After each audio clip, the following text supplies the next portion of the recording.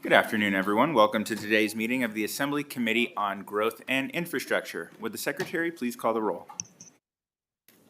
Assembly members Backus, Brown May, Carter, Present. Dickman, Here. Gallant, Gurr, Here. Karas, Here. Moore, Here. Wynn, Here. Urick, Here. Chair Watts. And I am here. Thank you. Please mark Assemblymember Brown May absent excused. Please mark Assemblymember Gallant present.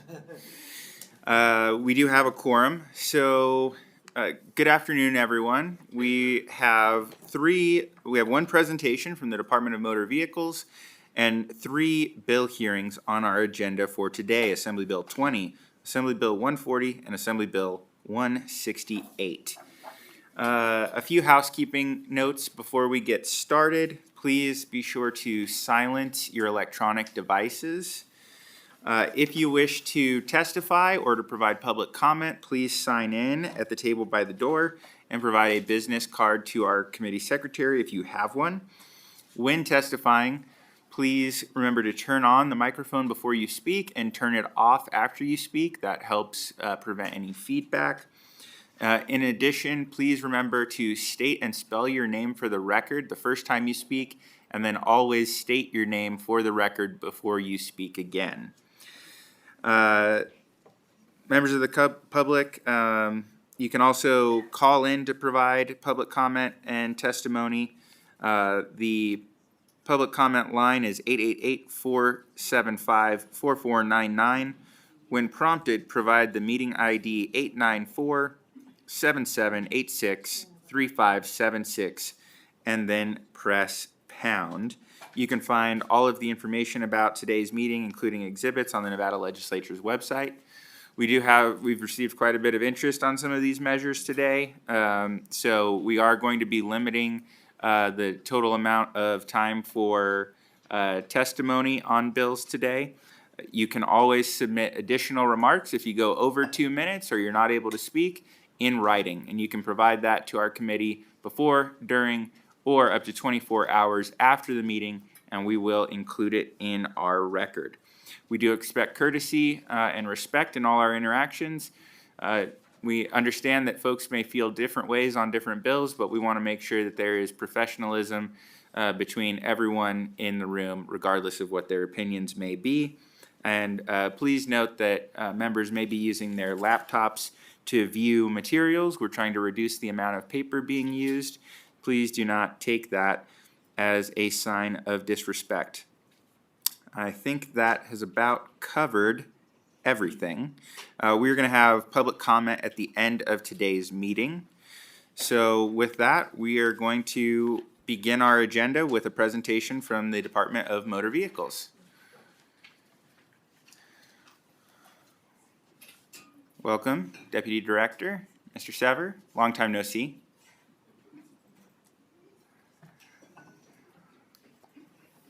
Welcome to our committee. Whenever you're ready, you may proceed.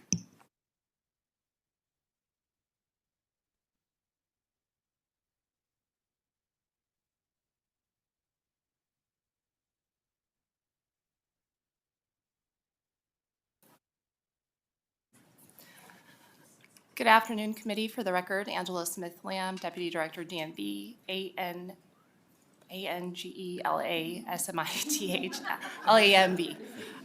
Don't usually have to spell it out, but it's been a long morning already, afternoon. So, joining me at the table today, Sean Sever. He's our Deputy Administrator for our Research Project and Management team, and also dubbed our Legislative Liaison. And he is your source of DMV connection. If you need to reach out to the DMV, he can get you in touch with anybody at the DMV to help you with your DMV needs. Without further ado, and I apologize, I know some of you guys have already seen this. Hopefully you'll get some new content out of this, but this is DMV. So here we go. DMV exists and operates under NRS 481. DMV remains focused on its vision and mission to move most services online while maintaining an emphasis on premier customer service in a secure environment. The DMV is comprised of 7 divisions supported by the Director's Office. There are 1,292 authorized positions and 18 field offices statewide, 2 of which primarily focus on commercial services. Thanks in large part to the raises provided last session, we have seen our lowest vacancy rates yet at just around 5%. DMV continues to partner with county assessors and AAA for vehicle registration transactions. In addition, there are more than 50 kiosk partner locations statewide that are not shown on this slide, but can be found on our website. The department completes roughly 8 million transactions annually, which averages about 28,000 transactions each business day. Appointments are required in DMV metro offices for most services, and we have also rolled out a hybrid walk-in model in our rural offices. DMV's strategic goals are identified in this slide and help us to direct our decisions over the next fiscal years. The DMV transformation effort will help us to achieve many of these goals. This slide displays our DMV executive leadership team, who are a dedicated team of experienced professionals that hold steadfast to promoting DMV's mission and vision to better serve and improve operations for DMV staff and our fellow Nevadans alike. And a special shout out to our dedicated DMV team members. So many of them show up every day to give their very, very best, even though DMV has a stereotype of not being the favorite of state agencies. We can't do what we do without them. Now, a quick overview of our different divisions and services they provide. Bethany Musselman is the administrator of our Administrative Services Division, which handles budgeting, accounting, mail services, facilities, contracts, and leases for the department. Jessica Vargas is the administrator of our Central Services Division and Records Section, which oversees contact center, title processing, insurance lapses, license plate issuance, OHV, records management, mail-in registration, and driver license services. J.D. Decker is the administrator of our Compliance Enforcement Division, which is our law enforcement arm of the department. This division employs sworn officers, non-sworn investigators, VIN inspectors, and business licensing staff who regulate the automotive industry. They have oversight of our pollution control program, and they are responsible for licensing of body shops, garages, and dealerships, and investigating fraud and other vehicle-related enforcement. Renata Lara, the Deputy Administrator of our Field Service Division, is overseeing our frontline customer service offices for the 18 offices statewide that do all in-person vehicle and registration services. Karen Stoll is our Motor Carrier Division Administrator, and she oversees commercial vehicle registration and oversight and processing of international fuel tax agreement licensing and collections of all fuel taxes in Nevada. Susie Pollard is the administrator of our IT services, which we call Move It. Molly Lennon is the administrator of our Research and Project Management Division, which heads up our transformation project and handles all other large projects and legislative work for the department. Our Hearing Office division is not reflected on this slide, but reports to the Director's Office and provides hearings for various DMV-related matters. DMV is primarily funded with highway funds, fees, cost allocations, and commissions from fees collected by the department. While DMV receives general funds for automatic voter registration, it's a very small amount of the funding we receive. DMV is subject to a cap on the highway fund appropriations it can receive for operation. The cap has been at 22% in the past, but has currently set at 27% to account for a transformation effort. The cap is set to return to 22% in FY26. With the continuation of our project efforts, we anticipate needing to continue the extension of the cap. We have submitted a BDR for this. In FY24, DMV collected approximately $1.8 billion. The $1.8 billion collected by the department annually is divvied up as reflected on this slide, which a significant portion of the funds collected going to the counties, school districts, and the highway fund. DMV receives a portion of the fees for operational expenses at just around 6%. These charts illustrate DMV's funding sources for operations. As previously identified, roughly 46% of DMV's funding comes from the highway funds, but more than half of DMV's funding at over 53% comes from other revenue sources such as fees and commissions. The DMV's priorities for the next biennium can be organized into 4 major categories, which include continuation of our modernization efforts, ensuring operations continue to run smoothly, addressing growing resource challenges and operational issues, and a reorganization to align staffing with our modernization efforts. The DMV's top priority remains our transformation effort with a heavy focus to move most DMV services online. DMV recognized the need to increase the processing efficiency of customer service transactions to meet demands resulting from increased population and just a demand for improved services. This multi-year complete transformation pertains to DMV work processes and systems currently utilized to handle department transactions. This program intends to modernize legacy systems, thereby improving the efficiency and effectiveness of DMV operations, enhance customer service, and increase the department's online presence, making it easier for customers to conduct business with DMV. This doesn't mean our fellow Nevadans can't visit an office. It just offers more choice and convenience for the services we provide and helps assist with the growing demand on our resources. DMV has published its DMV roadmap, or DTE roadmap, on the website of all core DMV services and products that we are working towards transforming.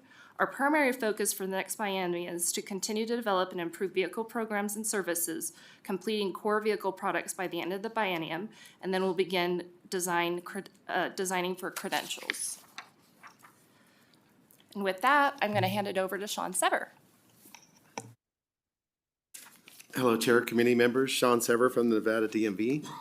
We have already had tremendous success, and the public has benefited with the rollout of our services that were previously major pain points, such as the ability for customers to submit online complaints regarding violations in vehicle sales, concerns with mechanic garages, emission stations, driving schools, and reporting identity theft.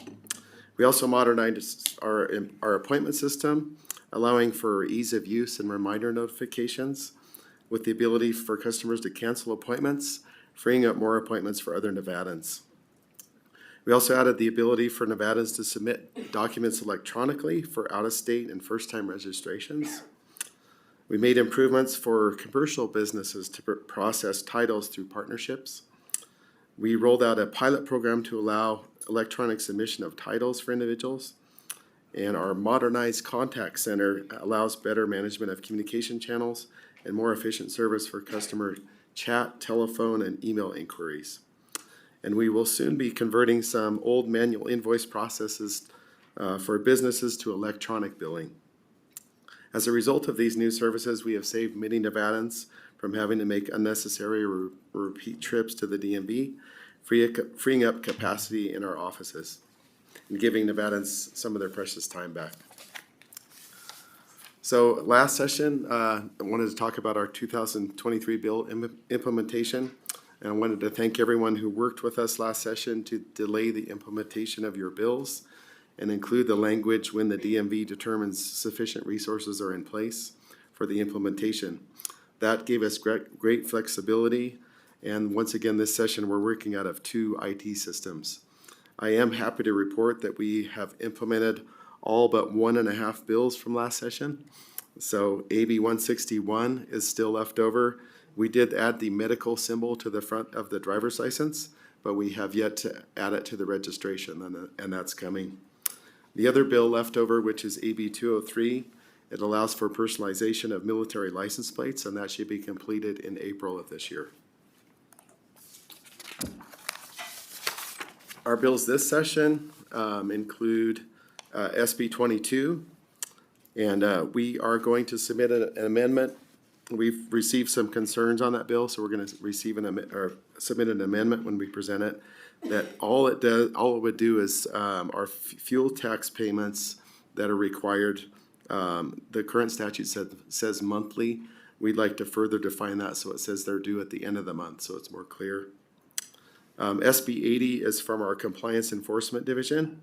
It clarifies existing statutes for activities they have been performing for the past 5 years that address stolen vehicles, unlicensed motor vehicle industry involvement in the trafficking of stolen vehicles, and emissions tampering. And then AB 20 is our DMV housekeeping bill. I'll save that one for later. That's our infamous housekeeping bill. We also have three budget BDRs. We have our emission certificate fee increase.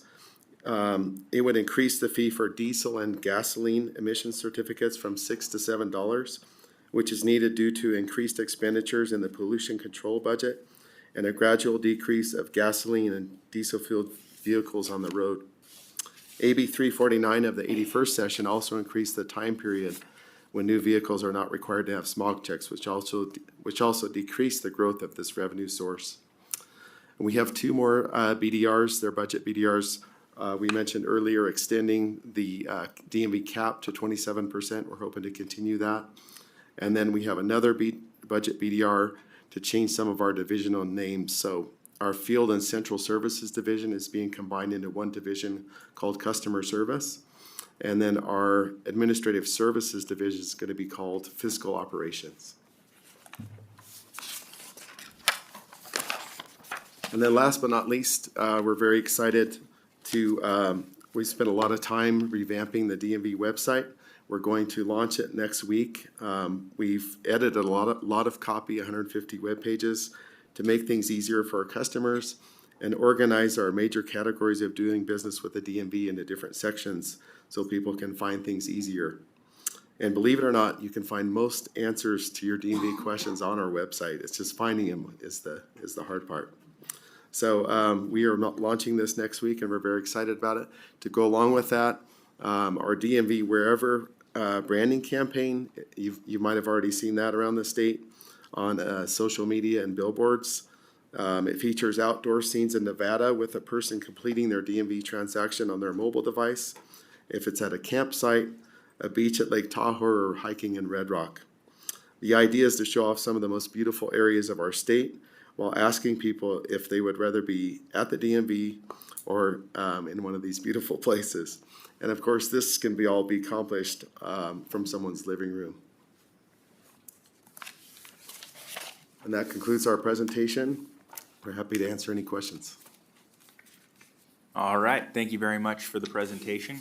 Members, any questions? Although, as a reminder, those bills will have hearings, so let's try and not discuss those and focus on any other aspects of the presentation. Questions? Okay, seeing none, thank you very much for the presentation. Don't go very far. We're going to move into our bill hearings. I will provide just a couple of more housekeeping items before we go into the hearing. We're going to take these bills in order to make sure that we're able to get through our agenda in a timely manner. We are going to limit testimony in support, opposition, and neutral to 20 minutes for each of these bills. We're going to limit every speaker to a maximum of 2 minutes. Again, feel free to submit additional comments in writing if you have comments that are going to exceed that limit. If you've heard things that have been brought up by previous speakers, ditto, me too, works as well, so that we can try and accommodate as many people as possible and give everyone the chance to be heard. So with that, I'm going to open the hearing on Assembly Bill 20, which revises provisions relating to the Department of Motor Vehicles. Hello again, Mr. Sever. Please proceed whenever you're ready. Thank you, Chair. Sean Sever from the Nevada DMV, and thank you for letting us present Assembly Bill 20 to you today. This is a DMV housekeeping bill that does two things.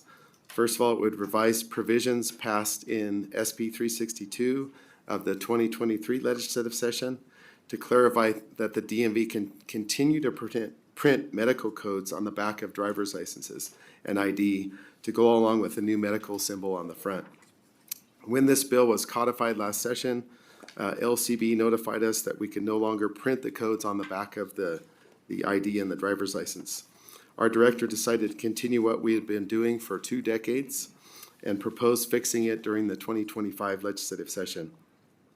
I realize there's been some concern over the bill, and I'm sorry for all the emails, but I know I don't think people understand the intention of this bill, and hopefully we can alleviate some of those concerns.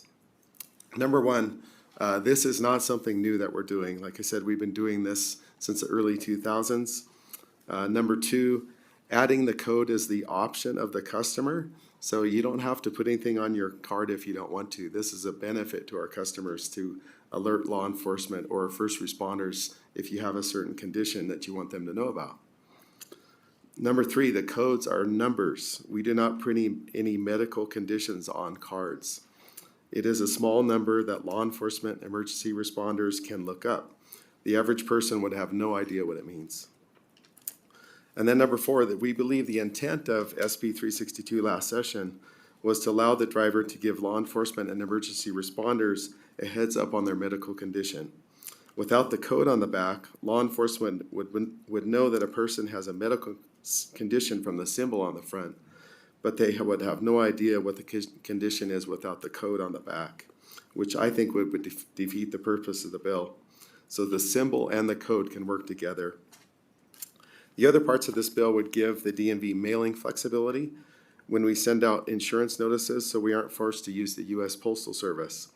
Insurance notices need to be sent immediately, and with the Postal Service getting slower or potentially moving their processing center to Sacramento someday, we'd like the flexibility to use other means such as UPS or FedEx. And when I met with some of you, I mentioned email, which we don't use for insurance notices. But if we ever do default to electronic mail and other notifications, we would always give our customers a choice on their preferred communication method. So we appreciate you considering our request, and I have Martin Hefner from the DMV to help me answer any questions. And thank you for your time. Thank you. So I assume that concludes your presentation. We will take some questions from members, and we will start with Assemblymember Nguyen. Thank you, Chair, and thank you, Mrs. Seaver, for being here. Great to see you. I, of course, were on the end of the thousands of emails that we got in the last couple of days around this issue. Many of those emails are around the same question about HIPAA. So if you could clarify for us that obviously if this is something that has been done for many years, and that if someone wants to use this benefit, they would obviously have to sign a HIPAA release and they're able to use this information. Is that correct?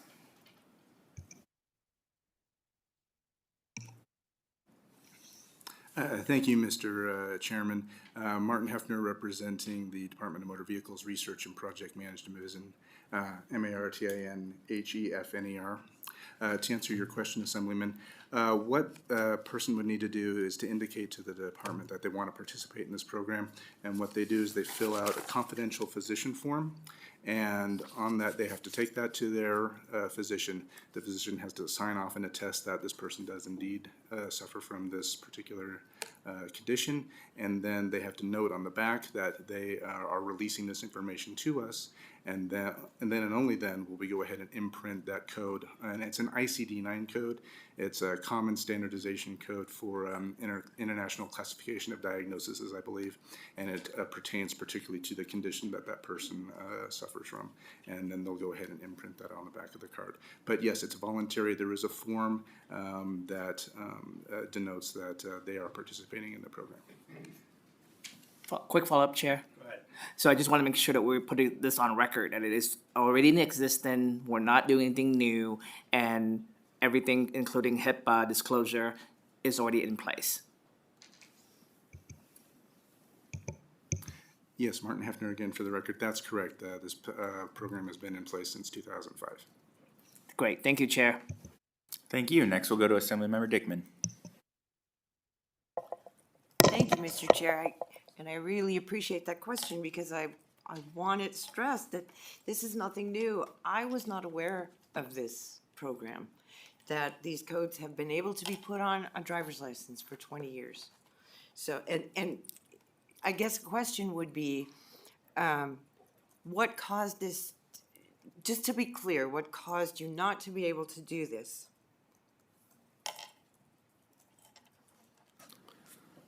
Sean Sever from the DMV. So the bill last session, SB 362, triggered the need for this cleanup of language. So the 362 was a medical indicator on the front of the driver's license. And when that bill was codified, LCB notified the DMV that we could no longer print the medical codes on the back. And so that really defeats the purpose of the bill of giving law enforcement emergency personnel a heads up about medical conditions. So our DMV director decided to continue what we're doing, which we've been doing for 20 years, and then try to correct it this session. Thank you. Chair, could I ask one more quick one? Go ahead. Thank you. So you've been doing this for 20 years. We also, in the past, had the symbol that we allowed last time. Do you keep a database of the people who have had these on their cards for the past 20 years?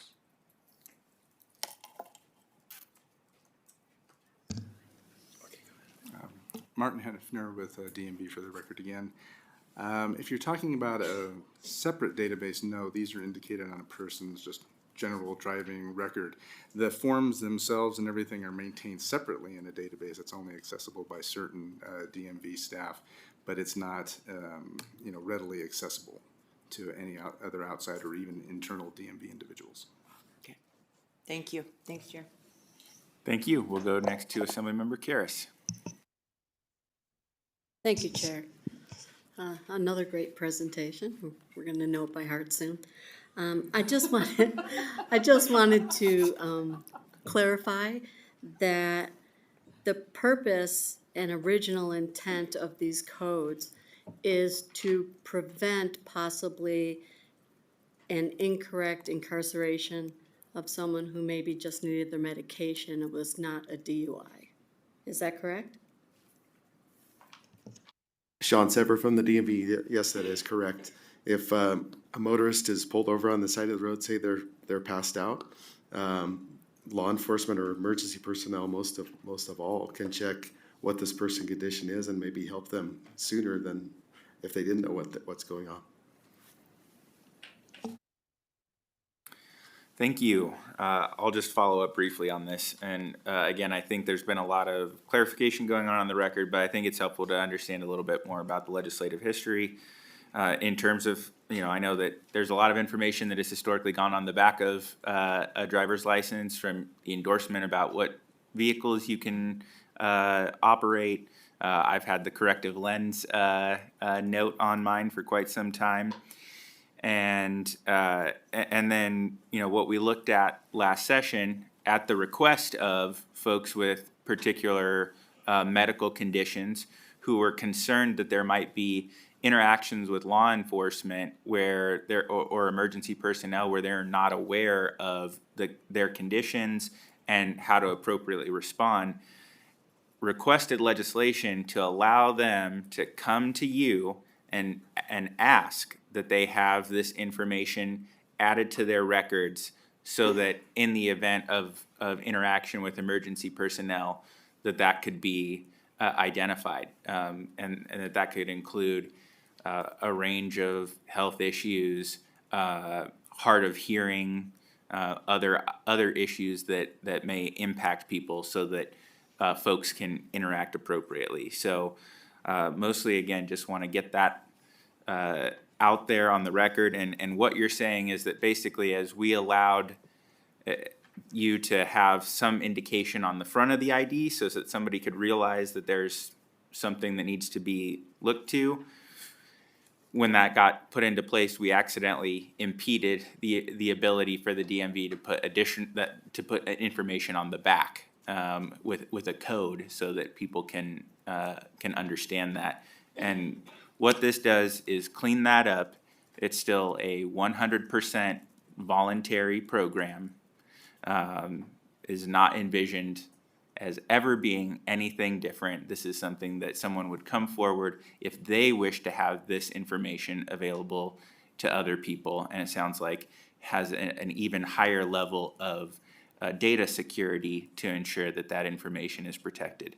Is my understanding correct? Sean Sever, DMV, you got it, Chair. Fantastic, thank you. Assemblymember Gallant.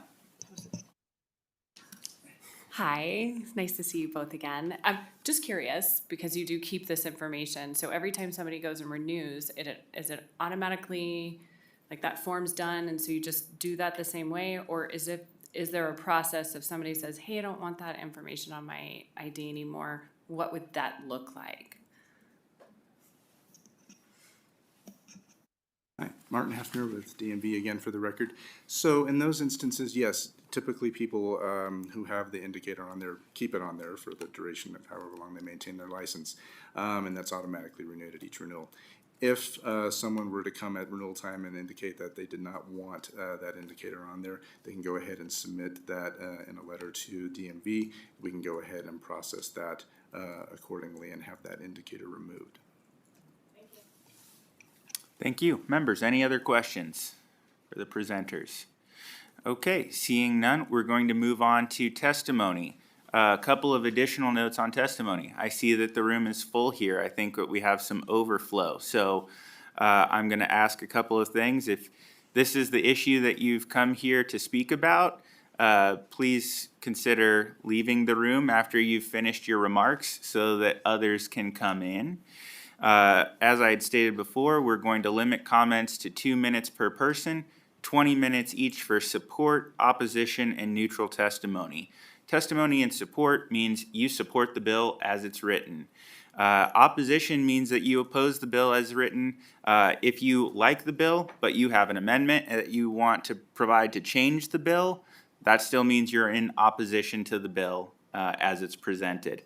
And then neutral testimony means that you have no position on the bill whatsoever. It's essentially to provide neutral information. So that's how we're going to proceed. With that, we're going to begin with testimony in support of Assembly Bill number 20. Anyone who would like to provide testimony in support, please make your way up to the chairs here in Carson City or down in Las Vegas. And again, for anyone who may be listening remotely, if you wish to provide testimony, that phone number will be 888-475-4499.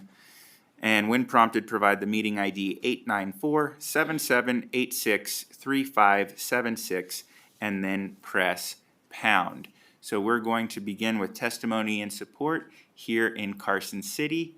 You may proceed whenever you're ready. Please be sure to state and spell your name for the record before you begin. And it is 2:03 by my clock, so we will have up to 2:23 for testimony in support. Thank you very much, Chair Watts. Catherine Nielsen, CATHERINENIELSEN. For the record, Executive Director of the Nevada Governor's Council on Developmental Disabilities. We testified last year several times on the bills that were bringing forward the symbol on the driver's license, and we felt that after all of the concerns were worked through, the bill passed with no concerns on our front. And we did have conversations with the DMV about this change, and we do realize it's just as simple adding back in those codes, so we have no concerns. I have epilepsy. My daughter is a type 1 diabetic, and so we do see the very big benefit to notifying police, especially as the member has noted that if we don't want to get pulled over and thought that we're drunk or something of that nature if it's just a medical thing. So thank you so much. We have no concerns. Have a good day. Thank you.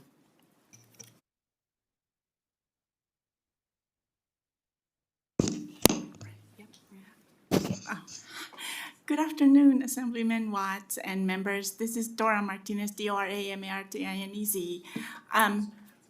I ditto Miss Catherine Nielsen. I don't have a car, but I am blind, and I think it makes sense, and hopefully it is voluntary. Thank you. Thank you, Ms. Martinez. It definitely is. It's wonderful to see you here in person. Has brightened all of our days. Is there anyone else wishing to provide testimony in support of Assembly Bill 20 here in Carson City? Please go ahead. Good afternoon, Mr. Chairman, members of the committee. For the record, my name is Andrew McKay, ANDREW, MACKAY. I'm the Executive Director of the Nevada Franchise Auto Dealers Association. I was going to say nice to see you all again, but I guess it's nice to see you since this is actually my first time I've been in the table at the committee. I'll keep my remarks very short. We supported the bill last session, obviously, because many of my dealer members, their family members, our employees, as well as our customers, saw the definite utility in it. And did not anticipate the unintended consequence of it. So we support the bill under those auspices, as well as the fact that we appreciate what DMV is doing as they continue to streamline and modernize their efforts and going to more electronic communications. And then lastly, it's wonderful to see Ms. Martinez in person. She has the most wonderful voice when she testifies telephonically, and it's cool. So I seen a legend for the first time in my life. Anyway, Mr. Chairman, thank you for your time. Thank you very much, Mr. McKay. And yes, Ms. Martinez is a legislative celebrity. It's true. Okay, seeing nobody else coming forward here in Carson City, seeing no one coming forward in Las Vegas, AVH, is there anyone wishing to provide testimony in support of AB 20 by phone? To testify in support of AB 20, please press *9 now to take your place in the queue.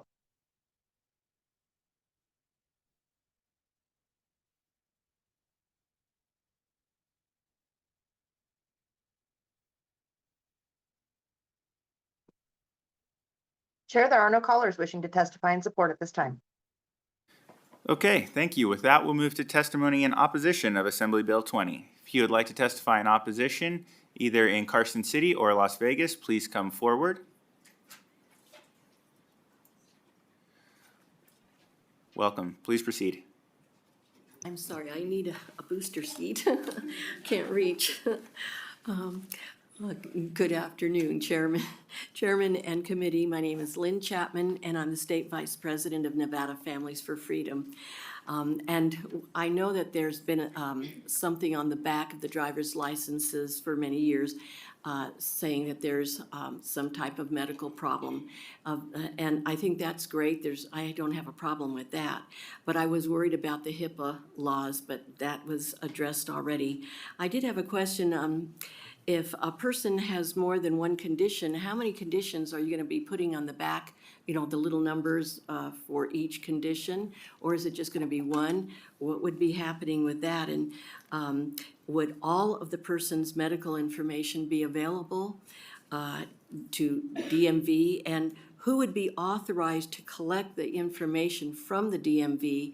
I heard that it was private, but what about insurance companies, tow yards, attorneys, police, private investigators? I know that in years past, the DMV would sell our personal information for 1 cent a piece.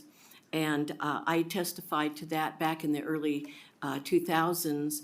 And DMV was making millions of dollars all around the country. All the DMVs around the country were doing that. I do worry about having another national or state government database. We're in so many databases, and I worry about it because our banking information and national security and so many other entities in our lives have been hacked. So our private information is private until it isn't. I do worry about that. And thank you. Thank you. Go ahead. Good afternoon, Mr. Chairman, members of the committee. I'm representing the Independent American Party today. I'm the state chairman. I've had quite an experience this last week. I had 2 credit cards hacked and my bank account. So I had no access to money. And for a woman, that's a really bad thing.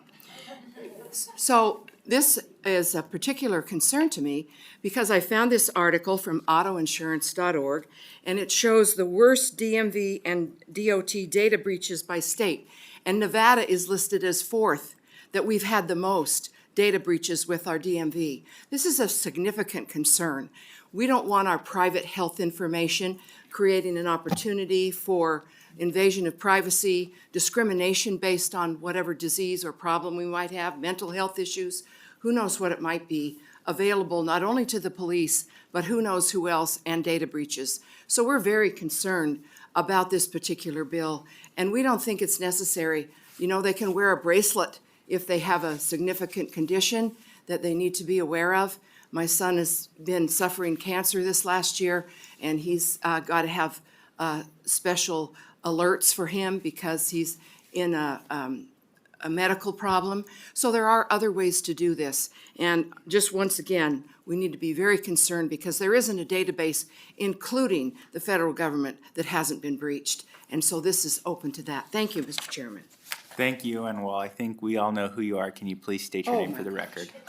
I came running here from another hearing, so I guess I was flustered. Janine Hansen, State Chairman of the Independent American Party. Thank you, Mr. Chairman, for your indulgence. Thank you. Good afternoon, Chair and members of the committee. My name is Teresa DeGraffenreid, T-H-E-R-E-S-A, DeGraffenreid, D-E-G-R-A-F-F-E-N-R-E-I-D. And I am speaking in opposition to AB 20 on behalf of myself. I am opposed to the idea of this bill on lots of fronts, but mainly ditto on it being wrought with data breaches. And I noticed that adding these new items has no fiscal note attached to it, yet money has to come from somewhere for the computer systems that will surely be put in place to accommodate such an idea. And the third thing is my husband is a retired EMT, and he spent 20 years coming upon accident scenes and never once looked in a victim's or a victim's wallet to see what disease they may have had. They assessed the situation, did what needed to be done to aid the person, and when someone is injured, it is best to have that has a medical condition to have notification of that on their person, i.e. a medical bracelet, not in their wallet. Vote no on AB 20. Thank you. And I forgot to note, we started opposition testimony at 2:07. So please go ahead. Good afternoon, Mr. Chair and members of the committee. My name is Bob Russo for the record, and I want to express my opposition to AB 20. I believe that allowing the DMV to adopt individual symbols and codes on driver's licenses and keeping the personal medical information of Nevada residents in their databases, which to my knowledge would be available to law enforcement, is a direct intrusion into the private lives of Nevadans. And what is to prevent one's personal medical data from being leaked to other agencies or actually stolen? As we know, that happens common. And where could this lead? I understand that this is optional. Person can, they don't have to do it. But what is to prevent this from at some point in time becoming mandatory? This could potentially lead to that. So just given that alone, I cannot support this bill, and I cannot support having one's private medical information in a government database that could end up who knows where. In my opinion, that information should be kept within one's family and between patient and physician. Thank you very much. Thank you. Please go ahead. Casey Rogers for the record. I would echo everything that has been stated before, but it's our right and our liberty to choose whether or not we want something like this on our driver's license.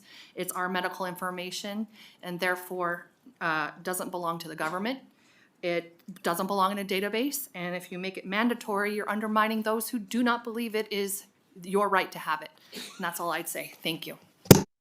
Thank you. I do just want to take a moment to clarify that nothing in this legislation is mandatory. I think the question was asked and around what is the protection against it. It's the legislature. So nothing in statute would authorize the mandatory collection of any of this data. In order for that to happen, another bill would have to be brought before this legislative body. Please go ahead. Did that work? Good afternoon, Chair Watts and esteemed members of this committee. My name is Katrin Sienkiewicz, It's, last name is SIENKIEWICZ for the record. I am very concerned about the potential for the serious violation of people's civil liberties and our rights to medical privacy. I also want to clarify that the presenters indicated that this has been done for the last 20 years. But from what I'm understanding, medical codes and medical information has not been done for 20 years. That was just introduced in 2023 as a new aspect to go onto the back of the IDs. So if somebody wants to clarify that later, that would be great. But I just want to point out that that is new as of 2023, that we're talking about medical information on your driver's license. Existing language in the bill that begins on page 3, line 39, lists the medical conditions that currently qualify for that single code on the back of the driver's license. It shows 15 ICD codes in that list of included diseases. The 16th item says mental illness. Now, the APA, which is the Psychiatrist Association's DSM manual of their diagnostic codes, has 297 different medical conditions that qualify as a mental illness. So you've already got 312 different disorders in law as it's written that would need to be individually classified on the back. Furthermore, the existing language in the bill says that it requires that the public be given a means to request additional diagnoses to be added. There are more than 17,000 ICD codes. Where does it end? Who's going to approve those individual codes to be added? What's the process? Who makes the decision? And how long is Nevada's list going to be? Is it going to be that entire DSM database of more than 17,000 codes plus the DSM codes? Sorry, I'm almost done. Yep, you're at 2 minutes, so if you can wrap up, Okay, please. and then lastly, I was just gonna mention good luck to the first responder on scene trying to figure out what that code means.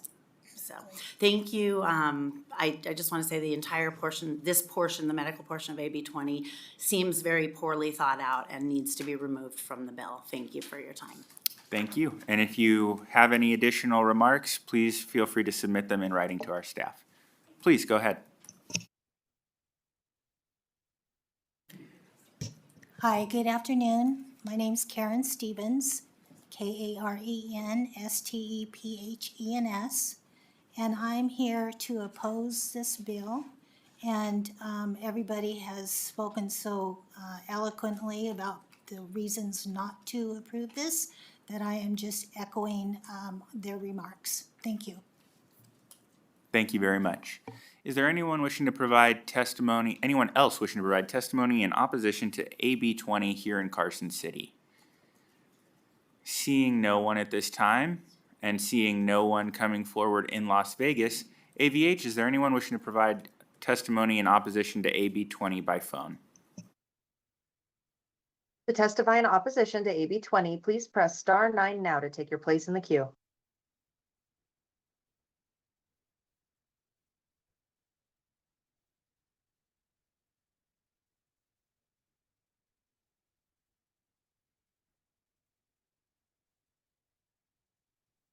Caller with the last 3 digits, 007, please press star 6 to unmute.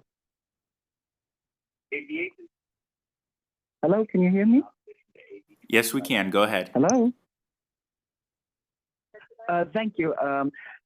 My name is Elizabeth Learnhardt. I reside in Zephyr Cove, and I am testifying against this bill. As a physician, I have never thought I would like the HIPAA law. It was brought forth as a federal law, but today I really wholeheartedly appreciate it because this law protects exactly this kind of release of medical conditions. As a physician, I know that this diagnoses are fluctuating. They're not a static situation, and there are many other ways, including a medical alert bracelet, like Mrs. DeGraffenreid mentioned, that should be used to put on the wrist of or around the neck of a person that has a condition that needs immediate attention. In addition, this law violates the Article 6 of the Constitution because HIPAA law supersedes state law. Further, the DMV has never really rebounded from COVID. They still don't have enough people to have walk-in appointments. They don't have certainly the medical expertise nor the function to make any of these determinations. Nor does the police or any other people in the field that would encounter a victim. Where would the DMV obtain such information? As a physician, I can tell you, you cannot rely on self-reporting. It is not accurate. It would create an enormous burden on physician and hospital. It would also put them at a conflict of liability. A HIPAA law for the first incidence of violation is $50,000. No, on this bill, it is overreaching and violates our civil liberties as well as multiple laws. It is superfluous because there are many other ways to basically deal with these problems. Thank you for your attention. Thank you, and can you please spell your last name for us? Sorry, Chair, the caller disconnected before she was able to do that. We tried, thank you. AVH, next caller, please. Hello, Caller, you can you are hear me? unmuted and may begin. Oh, there. Can you hear me? Yes, we can. Yes, CYRUSHOJJATY. I will oppose this bill. I will ditto the previous comments. I will yield my time. My apologies. I live by the Palms Hotel. The data is really bad. Thank you, Mr. Hojati. AVH, next caller, please.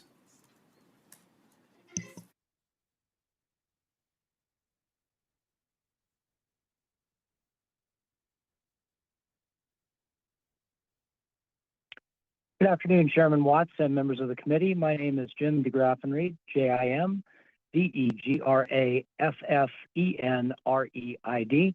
I'm a resident of Douglas County, and I'm here on my own behalf in opposition to AB 20.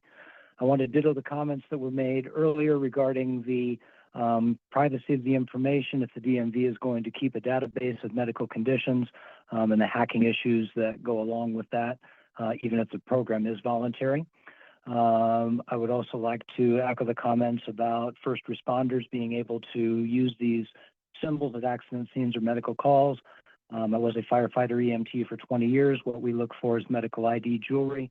There's not going to be time in an emergency situation to search for a driver's license and then to look up the meaning of one of maybe hundreds or even thousands of codes that could be on one of these licenses. The current system works very well.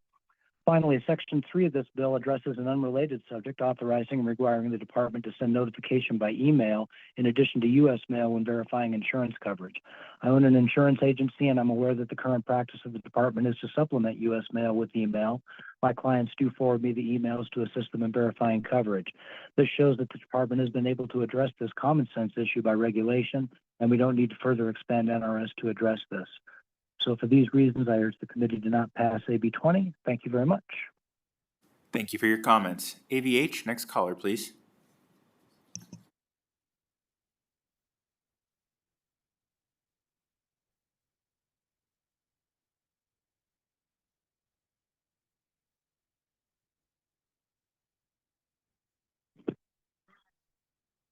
Hello, my name is Michael Ryan, MICHAELRYAN.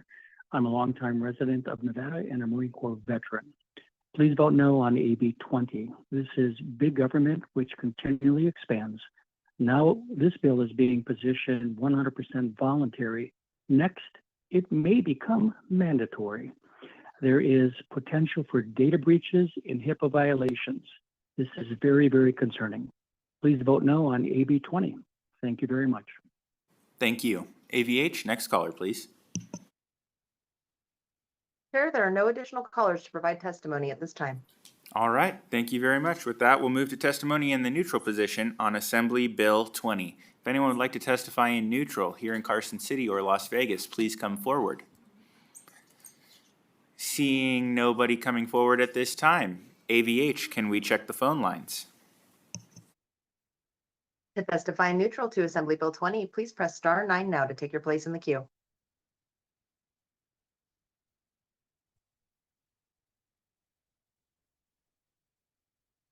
Chair, there are no callers to provide neutral testimony at this time. Thank you. With that, I'll invite our presenters to come up for closing remarks. Perhaps if you want to talk about any potential sale of data and reiterate the limits of what can be disclosed in your closing remarks, that may be helpful. Yes, thank you, Chair. Sean Sever from the Nevada DMV. Once again, this is a housekeeping bill to correct SB 362 from last session. We are not tracking people. We don't share people's medical information. We've been doing this for 20 years. We've been putting the codes on the back of the driver's license for 20 years. The medical indicator was new the last session. This is also totally a voluntary option for our customers. We have no plans to make it mandatory. In fact, if we did have to make it mandatory, I think we'd have to come back here for a statute change. We never put the medical conditions on the driver's license. It's just a code. It's a number. The information about a data breach, that's news to us because we have a very strong security team at the DMV. And I'm not aware of any data breaches. I've been at the DMV for 5 years. And then to add more medical codes, we can do that through regulations, but there also aren't any plans to do that. And just one of the last comments too is the DMV doesn't have enough people to serve our customers. That's actually true. That's why we're moving all of our services online. So anyway, we're happy to work with anybody that has concerns over this bill, and I appreciate you hearing it today. All right, thank you very much, Mr. Sever. With that, I will close the hearing on Assembly Bill 20, and I will open the hearing on Assembly Bill 140, which revises provisions governing driver authorization cards. We'll welcome Assemblymember Gonzalez to our committee. Welcome. Whenever you're ready, you may begin.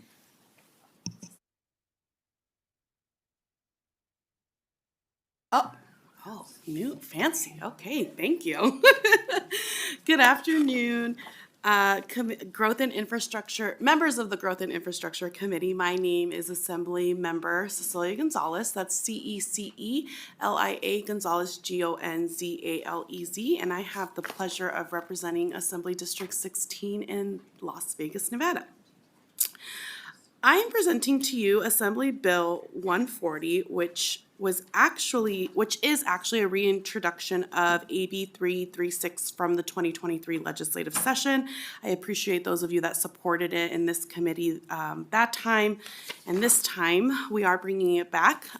As we all are aware of our very short legislative process, so hopefully this time we have more time to get it through. I will now kick it to my co-presenter, Erica Castro, who will give a brief history of the bill, and then I will give you guys a short walkthrough, and hopefully we'll wrap up in 15 minutes. Thank you. Thank you. Please proceed, Ms. Castro. Thank you so much. Good afternoon, Chair and members of the committee. For the record, my name is Erica Castro, ERIKACASTRO. I first want to thank Assemblywoman Gonzalez for bringing AB 140 once again to this body. We are continuously grateful for her commitment to working with our communities to make sure that the state is fair and just for all, and it is my privilege to be here presenting with her today. I am here on behalf of the Nevada Immigrant Coalition, which works to ensure that immigrants, refugees, and new American voices are heard at all levels of government to advocate for humane and fair policies across the state. We believe in working towards a Nevada that welcomes, respects, and protects everyone regardless of their immigration status. Additionally, I am also the organizing director with PLAN, the Progressive Leadership Alliance of Nevada. As a community organizer, I often hear about the benefits of having the privilege to drive and the sense of stability it can bring to those who are not eligible for a standard or real ID license. Before the implementation of DACs, such immigrants in Nevada were unable to obtain driver's licenses and auto insurance, which made driving a risky and potential dangerous situation, not only for the undocumented immigrants, but anybody who's driving on our roads. This makes DACs crucial to our public safety since it ensures all drivers, regardless of their immigration status, are tested and insured while on the road. Driving with DACs allows folks to feel safe and secure. Thousands of Nevadans have been able to obtain their DACs and become trusted, tested, and insured drivers on our roads, allowing many of them to drive safely to school, to their jobs, to drop off their kids at school, and even make doctor's visits and become full members of the state they call home. But it's been over 10 years since this bipartisan law was passed and signed by Governor Sandoval, and we have some changes we'd like to make.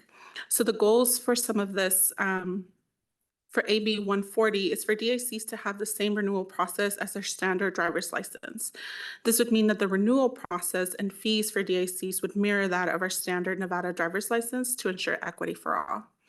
As it currently stands, DAC holders have to renew their driving privileges more frequently than those who have standard or Real ID compliant driver's licenses. 4 years versus 8 years. This means DAC holders are spending more money and time at the DMV compared to those with standard driver's licenses or Real IDs. We all know that it's not a quick trip to the DMV, and with limited walk-in options, this means DAC holders might need to take time off work to renew their DACs, especially since DAC holders are not able to renew online. For many, in this economy, taking time off work is not always feasible. By making these updates, we are lessening the cost burden of DAC holders and also reducing congestion at the DMV, given that DAC holders would need to renew less often, creating a positive impact for all Nevadans and the DMV. Lastly, it's important to note, as stated by Senator Mo Dennis in his original presentation of SB 303 in 2013, that there are other Nevadans who can benefit from DACs as well, not just undocumented immigrants. For example, someone who lost their original documentation due to a natural disaster, such as the fires we sometimes see in northern Nevada, or a student who just moved to our state and doesn't have their passport or original birth certificate, but does have a driver's license from another state. Even a military member who only has their U.S. military identification card and is unable to produce the Real ID or standard license required proof of identification could obtain a DAC to legally drive on our roads. Now I'll pass it over to Assemblywoman Gonzalez to speak more directly on the provisions of the bill. Thank you for your time and consideration of this bill. We look forward for your support or your discussion if you're not there yet. Thank you. Section 1 makes changes to subsection 6 of the NRS by removing provisions that the DAC expires after 4 years and also deleting provisions that would have provided an exception to the 4-year expiration requirement. This exception authorizes the DMV to defer the DAC expiration to those on active duty in the military, which is now part of subsection 2. Section 2 amends NRS by changing the expiration date of the DAC to be prescribed by regulation, so it follows the same period follows the same period of the issuance and expiration of a regular driver's license, unless otherwise required by federal law.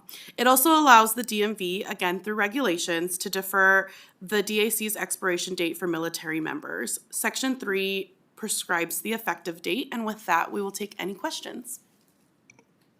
Okay, thank you very much for your presentation. Members, do we have any questions for the presenters?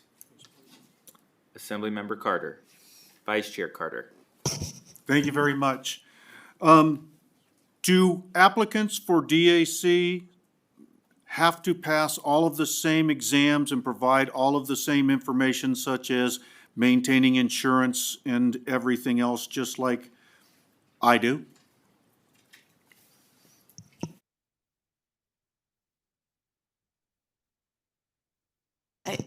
I want to say yes. I also believe that's probably a question for the DMV. I believe they are still in the room.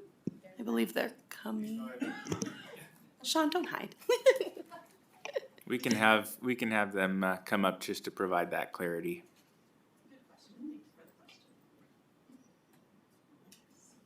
Molly Lennon, for the record, Nevada DMV. The driver authorization card does not verify that they carry insurance, but they are required to be tested just like any other driver's license holder. Insurance is required when they register their vehicle legally. Thank you. Members, additional questions? Okay. Assemblymember. Thank you, Chair, and thank you, Assembly Member, for this. I was here in 2013. I was the committee manager for that committee when this original bill was first heard. I do have a question around the DAC, and it's probably more for the DMV. But does the DAC look any different than the regular driver's license or real ID like the one I have? Thank you so much for the question, Assembly Member. It does look different. I think the only difference is it actually has a provision on there that is written, I want to say in the right-hand corner, that says not for, does it say not for identification purposes or not for federal use, something of that nature. So it is marked differently on the physical card. Thank you. Any other questions? So I do have one question, and I know that there was conversation about this issue during the last legislative session. One of the concerns that had been brought up, I think, with the original version of that prior bill was making sure that it aligns, because sometimes the renewal periods change, particularly for our senior citizens at a certain point in time. So as this bill is presented, it is intended, as long as authorized by federal law, to mirror it. So you mentioned right now, driver authorization card is every 4 years, period, except a potential extension if there's an extenuating circumstance. This would have it be 8 years if that person is kind of in that age range to get an 8-year extension and meets those qualifications. But then if they were a senior, or in another kind of qualification where somebody that's a driver's license holder would have a 4-year renewal, then they would mirror that 4-year renewal. Is that correct? Yes, that is correct. Thank you. Okay, seeing no other questions from the members of the committee, thank you very much for your presentation. We will now move on to testimony. We'll start with testimony in support of Assembly Bill 140. If anyone would like to provide testimony in support in Carson City or Las Vegas, please come forward. And it is 2:38 p.m. We will allocate 20 minutes for testimony in support. Please go ahead.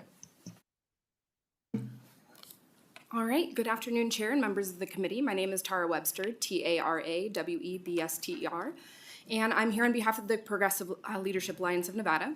I'd like to begin by thanking Assemblywoman Gonzalez for introducing this important legislation that addresses the social burdens and inefficiency of the current driver authorization card process. This legislation also creates a pathway for everyday Nevadans who utilize DAC cards to avoid severe consequences if they lose their card or need a replacement to safely operate their vehicles in public roadways. Since the pandemic, wait times at the Nevada DMV have hit an unprecedented average of 2 months, sometimes longer. And if you can't log into the DMV portal to schedule an appointment, then you might as well kick rocks. But I'm here to testify because this week has been especially stressful after I lost my wallet and driver's license while I was taking my son to the farmer's market on Sunday. I looked high and low for it, couldn't find it, decided it was time to order a new card, and I was able to log into the DMV this morning. I clicked the duplicate license, entered my billing information, and voila, a new card is on its way. So this process was really simple for me. It was streamlined, took less than 5 minutes, and it required no human interaction. I didn't have to waste, or actually don't have to waste any time thinking about my driver's license until it expires years down the road. But I'm telling you this story because folks who have DACs, or actually, having a DAC doesn't have a direct impact on me, but it does for those who possess these cards. They don't share the same streamlined experience that I had. Not only do they have to renew their card every 4 years in comparison to my 8 years, or sorry, every 4 years in comparison to my 8, but if they lose their card, they have to schedule an in-person appointment. They can't do that online. Or they have to take a chance that maybe they can get into a walk-in and be seen the same day. Unfortunately, walk-ins are only on Wednesdays, and that's only at some DMV locations. Last summer, that wasn't an option. Halfway through the year, the DMV suspended walk-in services due to extreme heat across the state.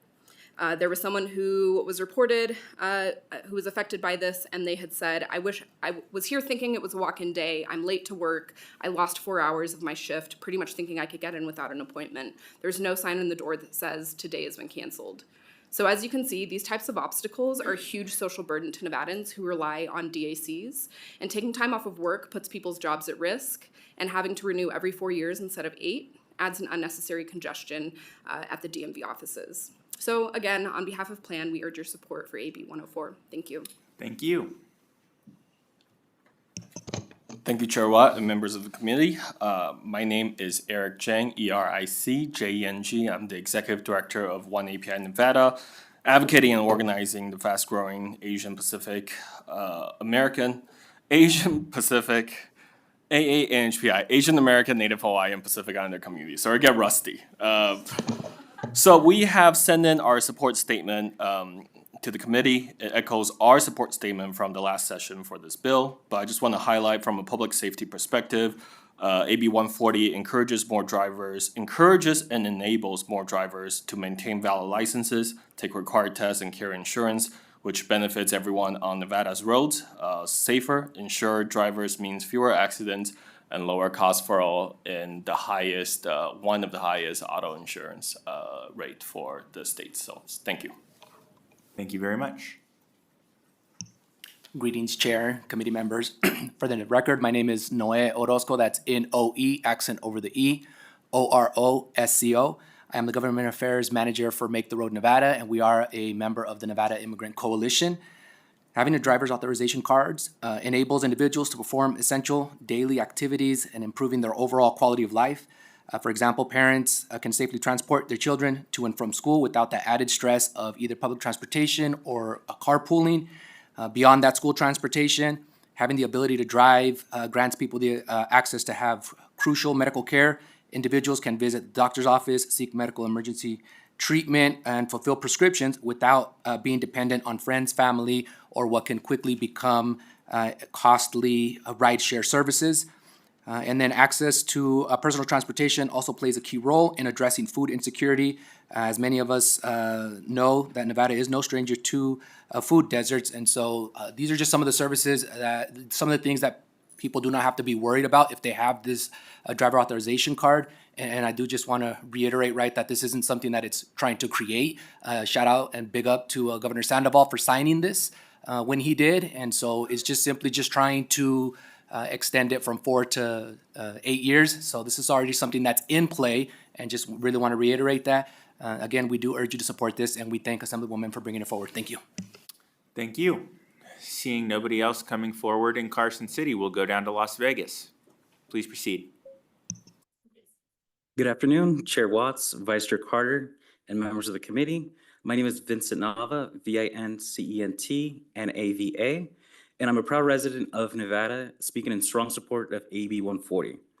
Because this is a bill about fairness, efficiency, and ensuring Nevada's roads remain safe for everyone.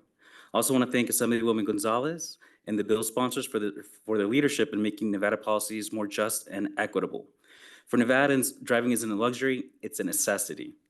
And it's how parents take their kids to school, how workers get to their jobs, and how families access basic needs. But right now, driver authorization card holders face more frequent renewal requirements than other drivers, costing more time and money. These hardworking Nevadans who already follow the law, take their driving tests, and pay their fees just like anyone else. AB 140 simply brings fairness by aligning DAC renewals with standard driving licenses. This isn't just good for DAC holders, it's good for Nevada as a whole. For fewer renewals means less congestion at the DMV, more time for staff to serve the drivers, and it also means more insured, tested, and responsible drivers on the road. This is why I'm wearing this pin as a symbol of importance for transportation in our community, access to safe and reliable transportation, opportunity, stability, and security. Overall, AB 140 is a simple fix with a big impact and removes unnecessary barriers for working families and ensures fair and common sense process for all Nevadans. I urge your support for this bill, and I thank you and the committee once again for your time. Thank you. Thank you. We'll go on to the next person in support down in Las Vegas. Hello, chairs and committee members. My name is Salma Garcia Hernandez. For the record, it's spelled S-A-L-M-A. Garcia, Garcia, Hernandez, Hernandez. I am a mother, wife, and active community member residing in AD3. I am here to testify in support of Assembly Bill 140. As an immigrant, I have personal experience with the driver's authorization card process and the current DMV system. While I am fortunate to be a green card holder, which now allows me to have a standard driver's license, I feel compelled to advocate for those who hold driver's authorization cards. I know the DMV profits from the current system, but many of these individuals are also mothers and hardworking Nevada taxpayers who deserve a renewal process that is just like the rest of us. I believe it is crucial that driver's authorization cards have the same expiration system as standard licenses. As an immigrant mother, I understand the challenges of frequently having to renew both my driver authorization and immigrant status. So I urge you to support this policy to lessen the burden on our communities who are simply trying to drive safely on our roads. Thank you for your time and consideration. Thank you. Seeing nobody else coming forward in Las Vegas, AVH, do we have anyone wishing to provide testimony in support of AB 140 by phone? To testify in support of Assembly Bill 140, please press star 9 to take your place in the queue.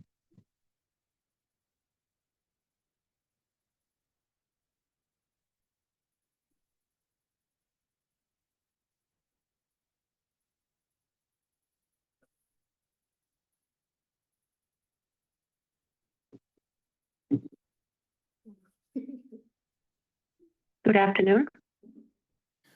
Good afternoon. Please go ahead.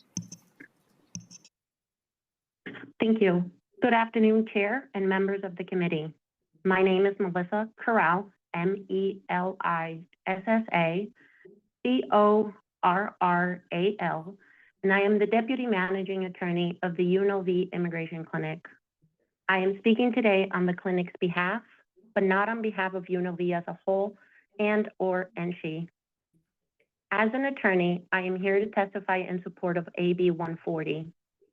In 2013, the Nevada Legislature and Governor Sandoval created driving authorization cards for immigrants living in this state. The purpose of these cards is simply to help make Nevada's roads safer. As of now, these cards are renewable every 4 years, and what this bill asks for is to make the renewal periods the same as most driver's licenses, which currently is 8 years. While some Nevadans do still have to renew their licenses every 4 years based on age, these requirements would also apply for those holding a driver authorization card. A driver's license is an essential lifeline for people to get to work, pick their kids up from school, visit the doctor's office, and travel around their communities safely and easily. Driver's authorization cards allow Nevadans to perform these essential day-to-day tasks legally, the same way driver's licenses do for the rest of Nevada's population. Additionally, driving authorization cards ensure Nevada roads have trained, tested, licensed, and insured drivers on the roads. One of the main purposes of driving authorization cards was to allow immigrants to obtain car insurance, which is something they were unable to do so before the creation of these cards. Driving authorization cards ensures everyone is covered and protected at the time of an accident. Standardizing the requirements will allow the DMV to streamline renewals and ensure consistency in licensing regulations. It will also avoid making some Nevadans pay more government fees because their driver's licenses expire faster and must be renewed more often. Thank you. And if you can begin to wrap up your comments, please. This bill is carefully drafted to avoid any conflict with federal laws. The functions of a driving authorization card are the same as driver's licenses. As such, there should be no difference in the renewal periods. I thank you for your time. Thank you. AVH, next caller, please.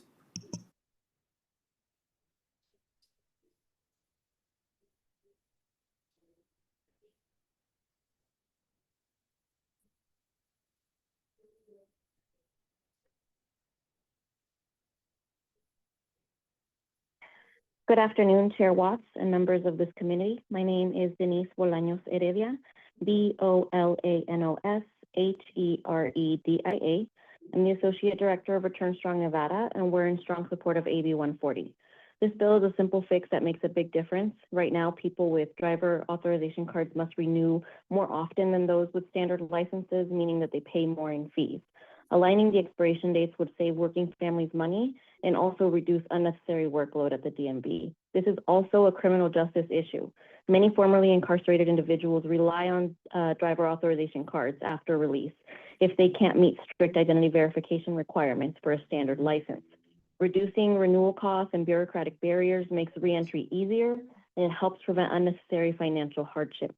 AB 140 is about fairness, efficiency, and this is a good bill. I urge you to support it. Thank you. Thank you. AVH, next caller, please.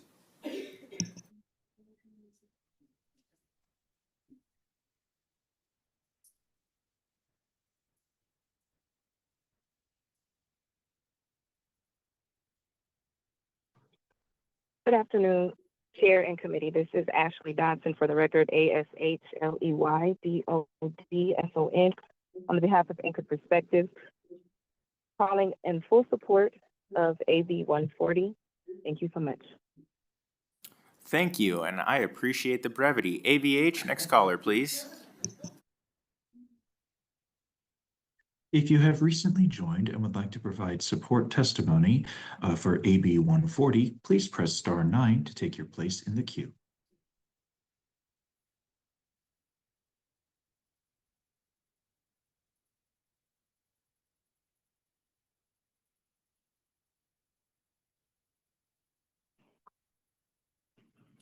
Hello, my name is Leslie Vega, LESLIEVEGA, and I urge you to vote in favor of AB 140.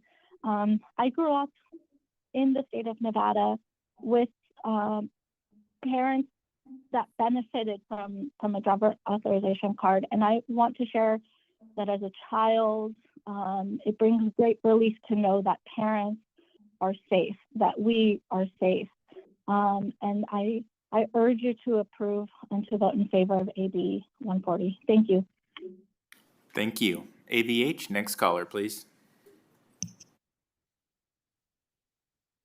Chair, there are no more callers choosing to testify in support at this time. Okay, with that, we'll move to testimony in opposition of Assembly Bill 140. Anyone wishing to provide testimony in opposition, please come forward and fill the seats here in Carson City and down in Las Vegas. We'll begin with you, Ms. Chapman. Please proceed. Good afternoon, Chairman and Committee. My name is Lynn Chapman, and I'm State Vice President of Nevada Families for Freedom. We have people from all around the world coming to our country, and we don't know who they are and what they're up to. We have many good people coming here with no ill intent to our people or our country, but we also have gangs, terrorists, and criminals coming here. We don't know who is who, and that's a problem. Giving driver's licenses to people when we don't have any way to know who they are is difficult enough. But now you want to give driver's licenses to anyone and everyone, and to extend the time in between expiration dates. They would have the same privileges as American citizens. American citizens are told they have to have the real ID by May of this year. And there's a lot of documentation that we as American citizens have to provide to prove who we are. And there's a lot of documentation if you've gone through marriage and divorce and marriage, and there's a lot to do. Do illegals have to provide the same documentation? I doubt it. Extending the time between expiration dates is the wrong action to take. We American citizens who are 65 years of age and older don't have the privilege of an extended time between expiration dates. We only get 4 years at a time. That's called discrimination, I believe. So please vote no on AB 140. Thank you. Thank you, Ms. Chapman. And I do just want to make it clear that senior citizens would be treated the same regardless of their identification card status under this bill as proposed. Please, whoever would like to go next. Good afternoon, Chair and members. My name is Teresa DeGraffenreid. Do I need to spell it again? I believe we've got it. Go ahead. Okay, thank you.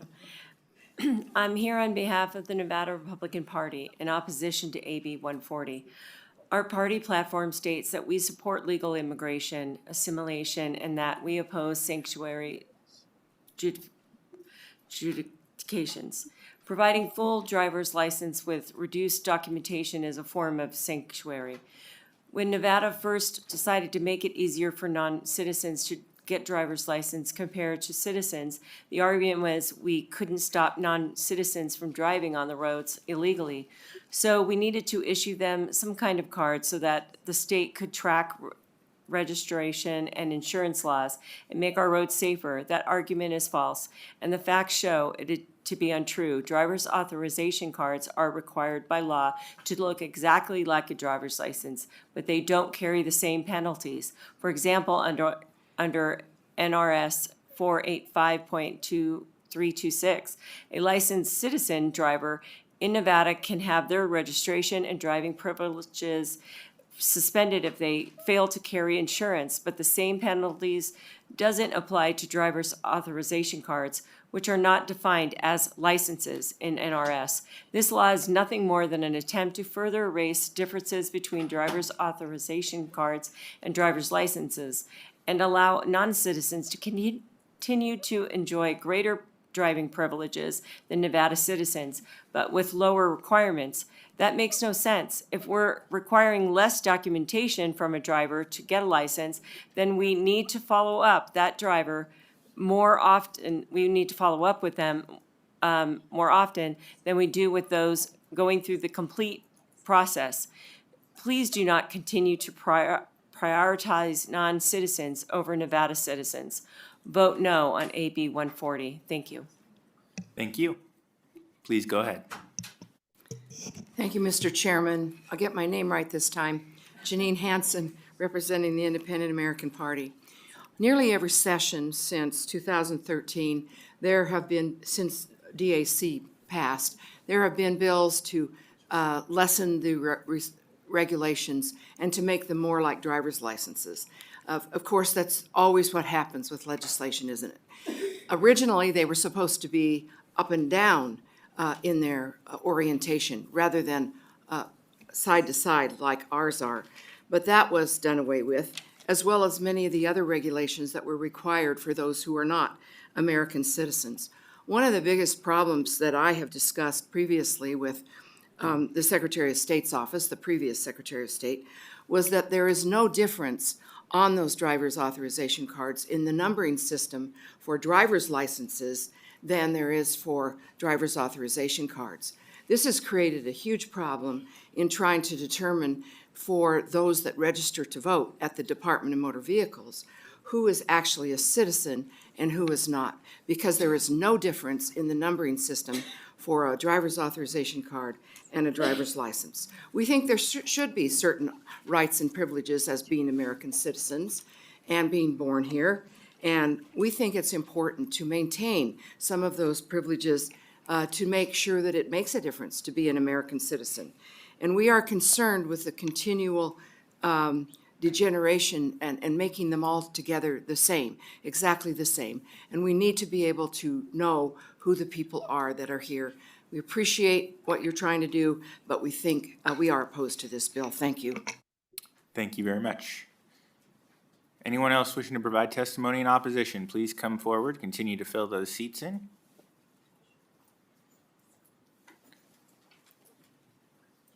Go ahead. Oh, there, I did it. Good afternoon, Joy Trushenski, Trushenski. I'm a non-paid lobbyist for conservative causes. I want to say that I oppose AB 140 I support legal immigration, but I do not support people coming across our borders that have not been vetted. I know that we have thousands of illegals in Nevada, and that the driver authorization cards were established for illegals and are different. And I believe that they should remain different and should not be similar to the Nevada driver's licenses. I oppose changing the renewal dates for driver's authorization cards. And I just think that illegals should not be given more privileges than Nevada citizens. Thank you for your time. Thank you. Casey Rogers for the record. I would just echo exactly what Mrs. Hanson had brought forth. I think it's enough to oppose the bill on that alone. Thanks. Thank you very much. I appreciate your brevity as well. Anyone else wishing to provide testimony in opposition here in Carson City? Seeing no one coming forward. Seeing no one in Las Vegas. AVH, would anyone like to provide testimony in opposition to Assembly Bill 140 by phone? To testify in opposition to Assembly Bill 140, please press star 9 to take your place in the queue.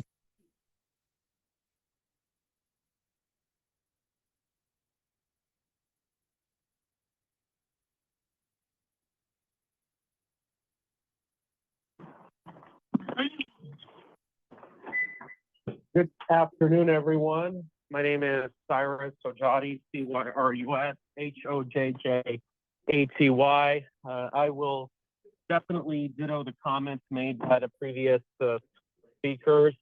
We're in a time right now where the vast majority of the population, highest approval, we're concerned about unauthorized immigration. We believe this bill will incentivize this act. We also are concerned that people who had that status before were the ones who presented this bill. So we need to understand that this bill comes with a lot of red flags, and thank you so much. I will yield my time. Thank you. AVH, next caller, please.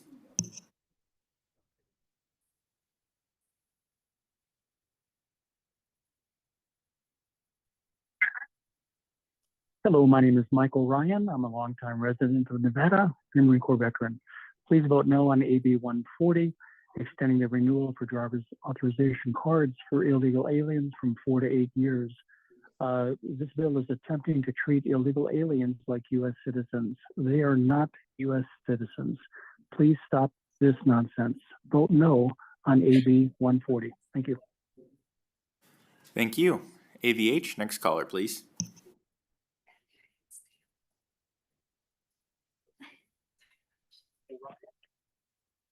Hello, can you hear me? Yes, we can. Go ahead. Hello? Hello? Thank you. Elizabeth Learnhardt for Cove. As a legal resident and citizen And can of you the United please, States excuse that me, has- can you Yeah, spell your, okay.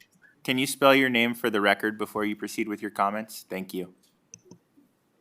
Right, if I get the remainder of my time. Lernhardt. As a legal immigrant that has obtained citizenship, I have spent thousands of dollars. I feel insulted by the previous testimony to get upset about a $15 fee for a driver's license. That's what I paid with my recent renewal. I think it is clear that DMV is overwhelmed with their tasks, as we have heard from multiple people giving testimony. Why would we overburden them in addition to this?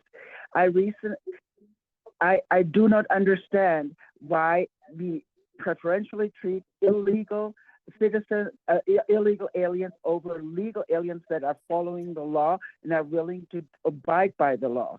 I feel discriminated by this law, and I think this makes it harder on ICE to verify the location of illegals in this country. It also, as I can prove, shows that the DMV cannot separate legal and illegal people here when it comes to voting. They have sent me voter's registration and told me I'm a legal voter when I was not. And it did reflect this on my driver's license. So I really don't think we could trust DMV to not make this illegals not being able to vote. So I urge you to consider this aspect of the law and vote no on it. Thank you for your attention. Thank you. AVH, next caller, please.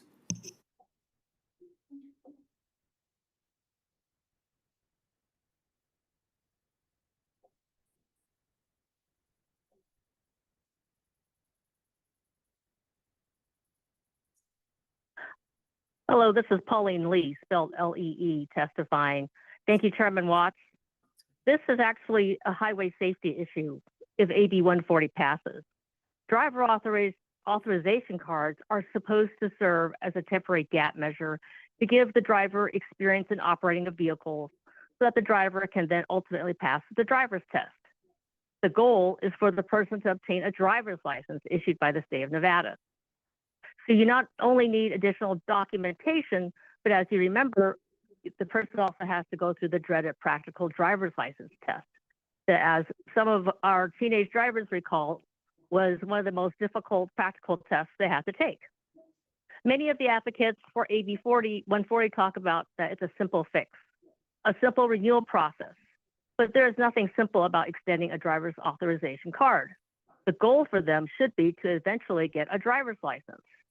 If they are here with a simple driver's authorization card, it shouldn't be that hard for them to extend for another 4 years if, in fact, they have an intention to stay in this country and to apply for citizenship. This is a true public safety issue. In 2024, Nevada experienced one of the deadliest years in terms of fatalities on our roads. In Clark County alone, traffic deaths rose nearly 14% in 2024, with 293 deaths compared with the 258 seen in 2023. These numbers can all be found through the Las Vegas Review-Journal. My fear, and I think the fear for all of us Nevadans, is that the extension of the driver's authorization cards will result in an increase in premiums. And in terms of insurance premiums, which continue to grow because of the number of fatalities in Nevada. In conclusion, I urge you to please not vote in favor of AB 140. Thank you. Thank you. AVH, next caller, please. Chair, there are no more callers choosing to testify in opposition at this time. Thank you. With that, we'll move to testimony in the neutral position on Assembly Bill 140. Welcome back, Mr. Sever. Thank you, Chair. Committee members, Sean Sever from the Nevada DMV. We are neutral on AB 140, but mark this moment in time, the DMV has actually submitted a positive fiscal impact in our fiscal note for this bill. And this is just a result of the timing when DACs are due for renewal. The DMV will see a spike in revenue with people renewing the first 4 years, and then a drop when people don't have to come back until their 8th year. The main positive is that the programming costs will be absorbed by the DMV. And then I guess it's DMV day today in the committee. So if I can clear up some of the questions that were asked, Chair. Go ahead, please provide some additional information. All right, so on the card, it does say not for identification purposes. And the reason for that is the original intent for DACs was just to allow driving privileges. The second one is on our appointment system, we did cancel our walk-in system, but we do have a hybrid system now online where customers can sign up on Tuesday evenings for immediate next day appointments on Wednesdays. And then last but not least, adding DACs online is part of our department transformation effort, but we possibly could even do that sooner, and we're going to take a look at that. Thanks. Thank you. And though this is not a fiscal committee, Christmas has come early with a positive fiscal note from the department. We will make note, see if we can get it into the Assembly Floor Journal as well.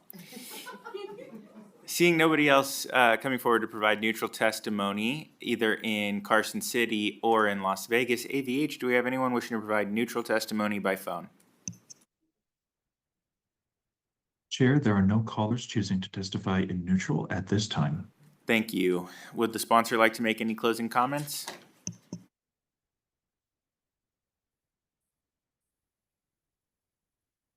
Cecilia Gonzalez for the record, Assembly District 16. I just want to thank the committee for your time today in hearing this bill, and I look forward to working with all of you. Thank you.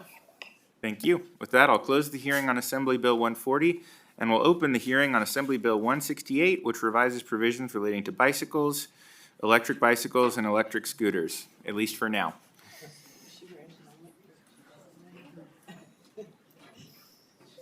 Welcome to the Committee on Growth and Infrastructure, Assemblymember Goulding. Whenever you're ready, please state your name for the record and you can begin. Thank you, Chair Watts and distinguished members of the committee. My name is Heather Goulding. That's Heather like weather, and Goulding, Goulding.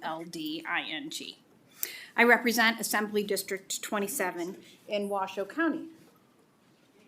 I thought I had a partner up here.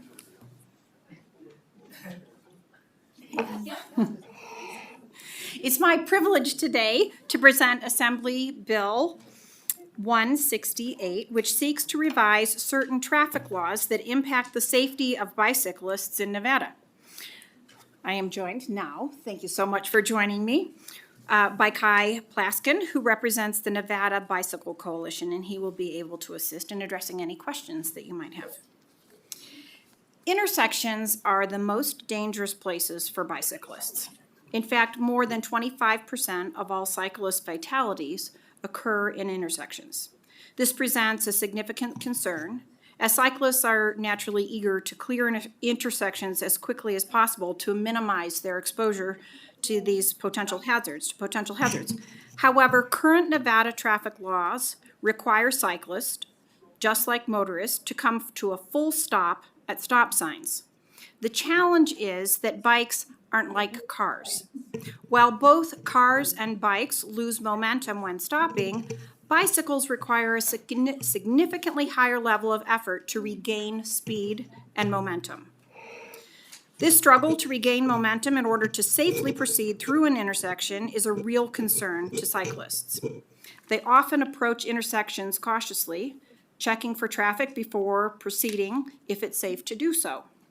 However, this safe practice is disrupted under current laws that mandate a full stop at every stop sign, even when the intersection is clear. This brings me to Assembly Bill 168, which proposes a solution to this issue by introducing the stop as yield approach, often referred to as the Idaho stop. This practice was first enacted in Idaho in 1982 and was expanded in 2005. It allows cyclists to treat stop signs as yield signs, enabling them to proceed through intersections after yielding to traffic, provided it's safe to do so. This bill would also address a second issue that cyclists frequently face: being stuck at red lights. In many cases, traffic sensors that trigger a green light don't detect bicycles. You must be familiar with that. So you get stuck at the light, right? You're stranded until a car will come and trigger the traffic light. And this delay not only frustrates cyclists, but it also poses safety concerns, as cyclists are forced to remain stationary in potentially dangerous areas. Under AB 168, cyclists would be permitted to stop at a red light, and if no other traffic is present, safely proceed through the intersection. This would increase both cyclist and motorist safety. Since Idaho adopted the Idaho stop, several other states, including many of our neighbor states, Utah, Arizona, Colorado, Oregon, Washington, and also on the East Coast, Delaware, have all followed suit, enacting similar laws.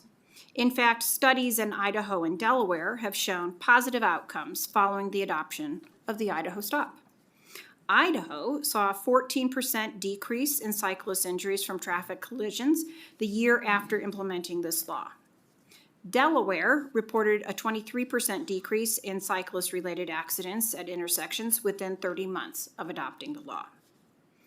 While we don't have comparable studies in the other states that adopted the law, the data from Idaho and Delaware is promising, and we believe Nevada could achieve similar results. To provide some context, Nevada's Department of Transportation reports that between 2019 and 2023, there were 66 fatalities and over 2,400 injuries resulting from bicycle accidents. This represented a 55% increase in bike fatalities and a 44% increase in injuries during that period.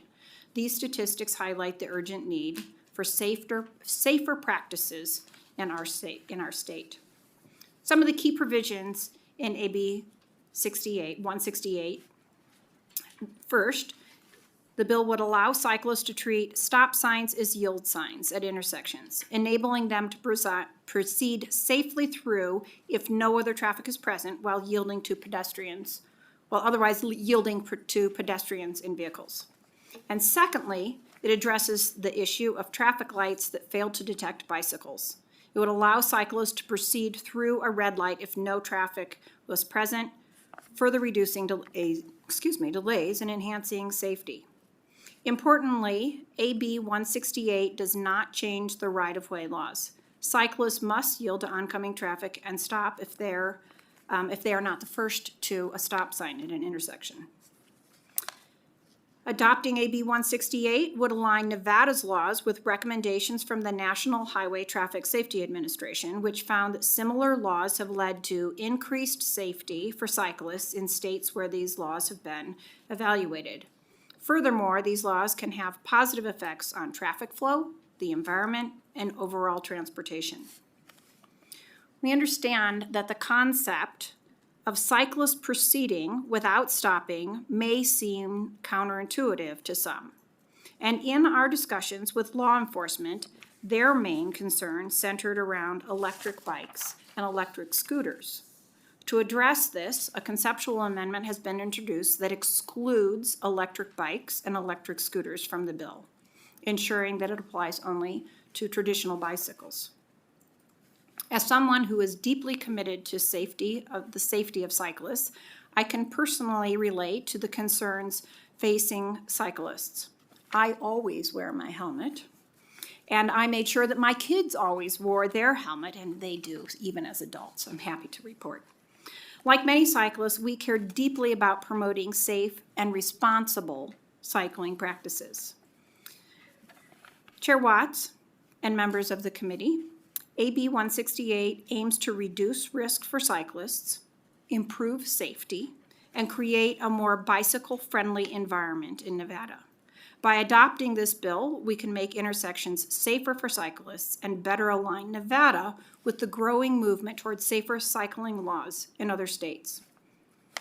And I'll hand this over to Kai to provide additional information. Thank you very much. Button, right? Yeah. Kai Plascon of the Nevada Bicycle Coalition for the record. And we wanted to keep, spell it out. K-Y-R-I-L, Kyril is my full first name, and then Plascon, P-L-A-S-K-O-N is my last name. And to keep our comments brief, we didn't call in all of our supporters to come in and see you and speak, but we did ask people to come and stand. So if you're here in the audience to support this bill, would you mind standing up for just a moment, briefly, please?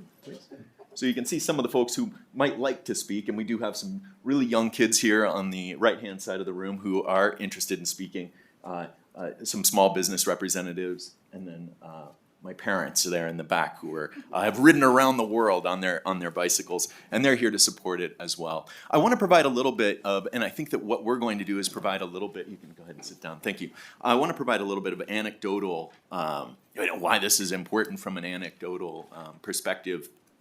And as you can imagine, we can talk about the benefits probably forever. But Assemblywoman Golding, I think, first of all, had talked about how you wait at a stop light until a car comes, right? Suddenly you weren't in danger until a car came, and then suddenly a car comes and you're in danger. And when you're a little kid, then, that you're harder to see because you're little, right? But I've been commuting my whole life to work from Reno even to Carson City, sometimes on a daily basis. And as you can imagine, as an advocate myself, I think that it's really important that I teach this to my kids. But they are scared on our roads. And whatever we can do to help them be safer, we need to bring here to the state of Nevada. And what we see is that it's working throughout the United States. We learned about this law at the National Bike Summit in Washington, D.C. a couple of years ago and brought it here when we learned that the National Highway Traffic Safety Administration recommends this as a safety measure for bicyclists and recommends it in states across the United States, recommends that it be passed. I want to talk a little bit about money, which is something that I think the Assemblywoman Golding had touched on just a little bit. But metropolitan planning organizations, this is what we learned from both here in the state of Nevada and in Washington, D.C., is that metropolitan planning organizations are trying to encourage biking, to try and cut down on expenses on roads, and they're having a lot of difficulty doing that. And so why are they trying to encourage biking? And they're trying to encourage it as a daily transportation option instead of just recreation, right? And why are they trying to do that? And that's mainly because of state budgets, personal budgets, local budgets. They're all burdened really heavily by the impact of solo drivers in cars, right? These giant vehicles with a small person inside and impacting the roads. And people are realizing that this is expensive, from every level of government all the way down to the people like us. And so they're choosing more sensible, cheaper transportation options, and they're cheaper from top to bottom. The expense of the current methods of our transportation management is astounding. From health, long-term impacts on our health, to the expense of roads, which are extremely expensive. So these changes in the law are proven to increase safety at no cost to taxpayers, and they'll help save money across the board in the long run. And your approval of AB 168, Stop as Yield, will save lives right away, in some cases in the first year. That's what we've seen. I am available for comments, so please support AB 168. Thank you. All right, thank you very much. Assemblymember, any? We'd be happy to answer any questions. Okay, very good. Members, any questions? Assemblymember Dickman. Thank you, Mr. Chair. I just have one question. Since the amendment that takes out the electric vehicles, I really like this bill. So could you amend your amendment to put me on as a sponsor? Assemblywoman Dickman, I would be absolutely delighted. Heather Goulding for the record. I would absolutely be delighted. Thanks. Thank you. All right. Anyone else who's interested, please reach out to Assemblymember Goulding. We have a question from Assemblymember Urick. Thank you very much, Chair. It's fun to come hear bills that hit you when you were talking about this. I was like, this makes total sense. As somebody that used to cycle quite a bit, it does seem counterintuitive, right? Like, well, we're going to let a bicyclist go through a red light. But having done that and you experience it, it definitely does present risks that if I was able to just cautiously proceed through, it actually is safer. So for all my colleagues on the dais, it is a safe option. And I agree with my colleagues that have mentioned already, and I applaud your willingness to work with law enforcement on pulling out the e-bikes and the e-scooter issues. But just to kind of help establish that record of why, can you just share for us some of the reasons why law enforcement shared what they shared with you and what you agreed with respect to why would we pull those out?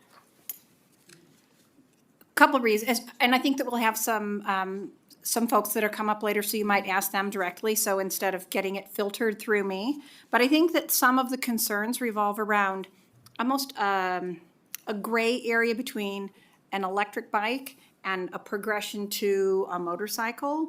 And so there's just a lot more clarity by eliminating electric bikes from this bill. But you could ask them directly, and I think they might have a better answer or a more thorough answer from personal experience. There was one other thing that I think that particularly in Southern Nevada, there are some groups of groups of young bicyclists that have been biking irresponsibly on electric bicycles that have caused some concern, some safety concerns, some public safety concerns. So I think it would be good to hear it from the horse's mouth directly. All right, thank you. Members, any additional questions? All right, seeing none, thank you very much for the presentation. With that, we'll move to testimony in support of Assembly Bill 168. If anyone would like to provide testimony in support here in Carson City or down in Las Vegas, please come forward. Take a seat. I appreciate the props as well. All right, we'll start here in Carson City. Please go ahead. Thank you, Chair and members of the committee. For the record, my name is Olivia Tanager. I'm the director of the Sierra Club's Toyabe chapter. The Toyabe chapter is the state's largest grassroots environmental organization, representing over 40,000 members and supporters across our great state. We work on issues pertaining to transportation and would love to see more incentives for bike commuting. We know that it lowers air pollution, it promotes public health and safety, and with that in mind, we are in full support of this bill in that it will support bikes and support biking safely across the state of Nevada. So thank you. Thank you. Please go ahead. Good afternoon, Chair Watts and members of the committee. My name is Isaiah Burke. That's ISAIAHBERKE. I am speaking today in my personal capacity as a resident of the biggest little city and an avid commuter cyclist. I want to thank Assemblymember Goulding for bringing forth this common sense bill that allows cyclists to ride safely and comfortably. The legislature should do everything in its power to encourage healthy, sustainable transportation. I urge you to support this bill. Thank you. Thank you very much. Good afternoon to the committee members. My name is Jay Howard. That's Jayhoward. I'm going to be brief. I just want to take a moment to throw my support behind Assembly Bill 168. I can tell you, as a private citizen, I'm also a program coordinator for a regional trails program called Truckee Meadows Trails. But I speak today before you as a private citizen and a cyclist, and I certainly support all of the testimony and the presentation that was given wholeheartedly. And I can tell you from experience, like I'm sure many others can, that we feel very vulnerable when we're out on the road. We want to be out there. For me, it's about health and fitness and just the fun behind cycling. But I understand also that many people, it's about transportation, getting to work, getting from points A to B, that sort of thing. So cyclists are out there. And it's a good thing these days that we want to see things be a little bit greener, get people out of their cars. So for those reasons and the safety reasons that have been described, and again, I can attest to this feeling of vulnerability when you're at an intersection and just kind of sitting there and waiting, and then a very large vehicle comes up next to you. That's a bad situation. So again, I echo the words, please support Assembly Bill 168. Thank you. Thank you very much. Hi, good afternoon. My name is Misty Carter, and I'm a real estate agent here in Washoe County and Northern Nevada, and I love bicycles. I support AB 168 because I believe that it will make our roads safer for not only vulnerable road users, but also drivers, and overall improve the quality of life for our commuters here. Generally, where it is safer to walk and bicycle, it is healthier. I find that my clients are requesting homes away from busy streets and highways because it's simply unsafe for them and their children to go outside. And when we make it safer for healthy forms of transportation, such as bikes, to exist, people are happier and even home values increase. For example, we can see that when new bus lines are put in, that home values increase, showing that implementing alternative modes of transportation is very valuable. So I believe that AB 168, supporting that is in support for our local economy, it's in support for small businesses like myself, and most importantly, it supports a healthy lifestyle for our Nevadans. Thank you so much. Thank you. Please go ahead. Hello, my name is Mason Baca, spelled M-A-S-O-N, first name, B-A-C-A, last name. Thank you for having me here today. I am in 7th grade, and I go to High Desert Montessori School in Reno. I'm a member of the Tumbleweeds mountain bike team and a graduate of the Major Taylor program. I am also a junior bike mechanic in training. I love biking. I ride my bike to school every day, and also I ride my bike around Reno as much as my mom will let me. If you're my mom, you worry about kids when you see them biking in the street. Thank you for caring. But I'm here to tell you that us kids totally get how dangerous the road can be. Sometimes even better than most drivers do. When I'm on my bike, I'm super careful because I have the most to lose when there's an accident. Intersections are really dangerous for people on bikes. Right now, the law says I have to make a full stop, but stopping is tough because it takes a lot of effort to start biking again.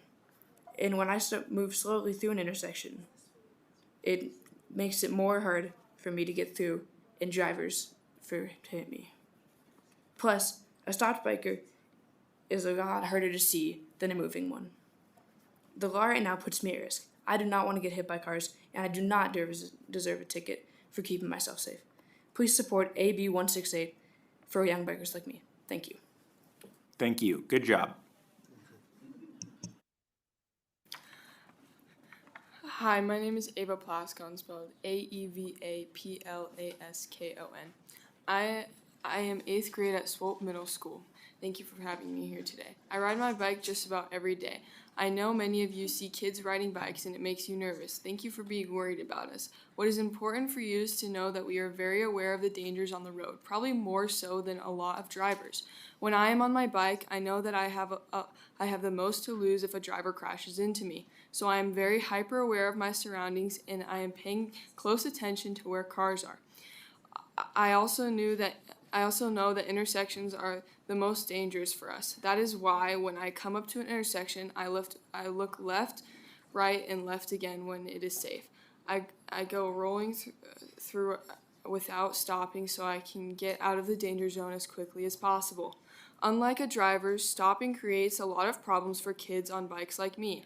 We are hard to see. We have to push hard to get going, and then we are really slow, and that makes us a moving target for drivers that often don't stop at signs anyway.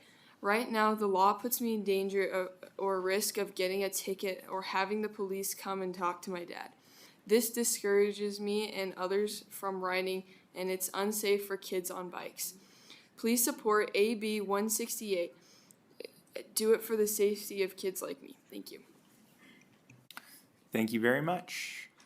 Does anyone else like to provide testimony and support here in Carson City?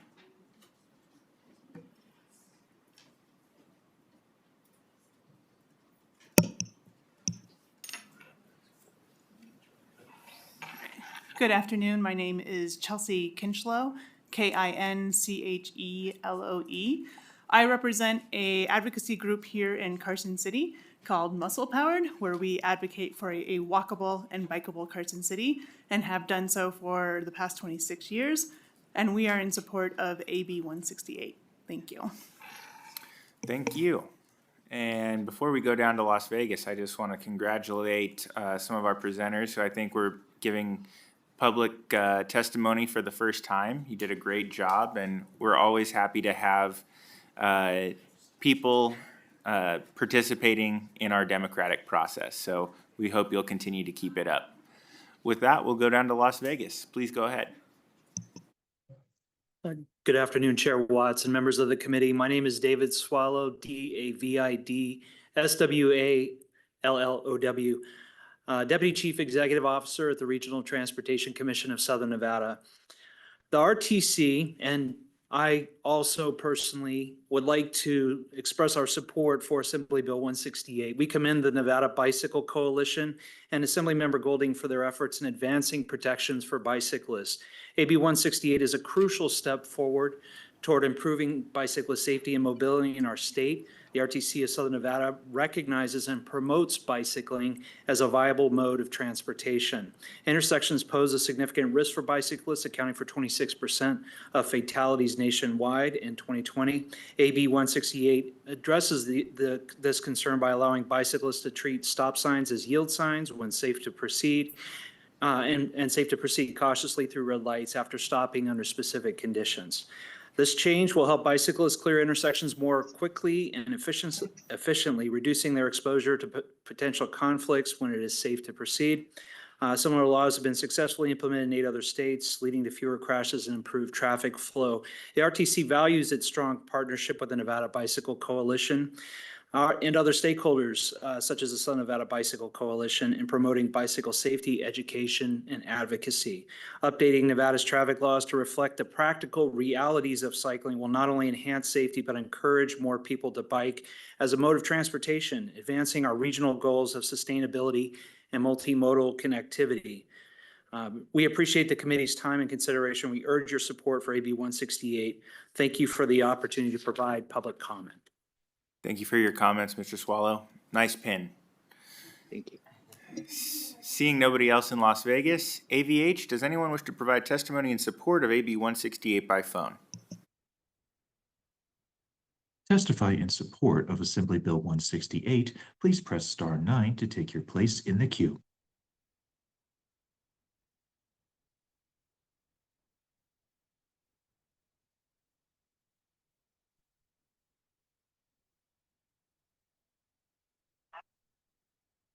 Can you all hear me?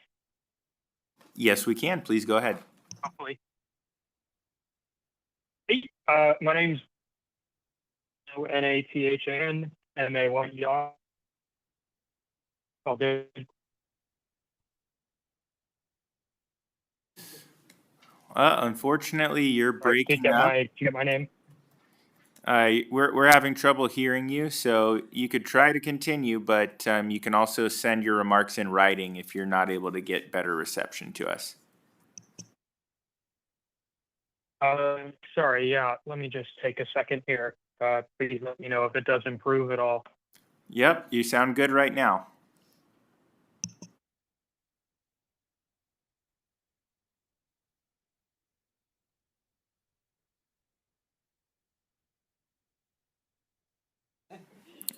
All right. I'm sorry, but we are having trouble hearing you, so please do connect with our staff and we'll make sure that we get your comments submitted in writing. Sorry for that. AVH, can we go on to the next caller, please? Chair, there are no more callers choosing to testify in support at this time. All right. With that, we'll move on to testimony in opposition of Assembly Bill 168.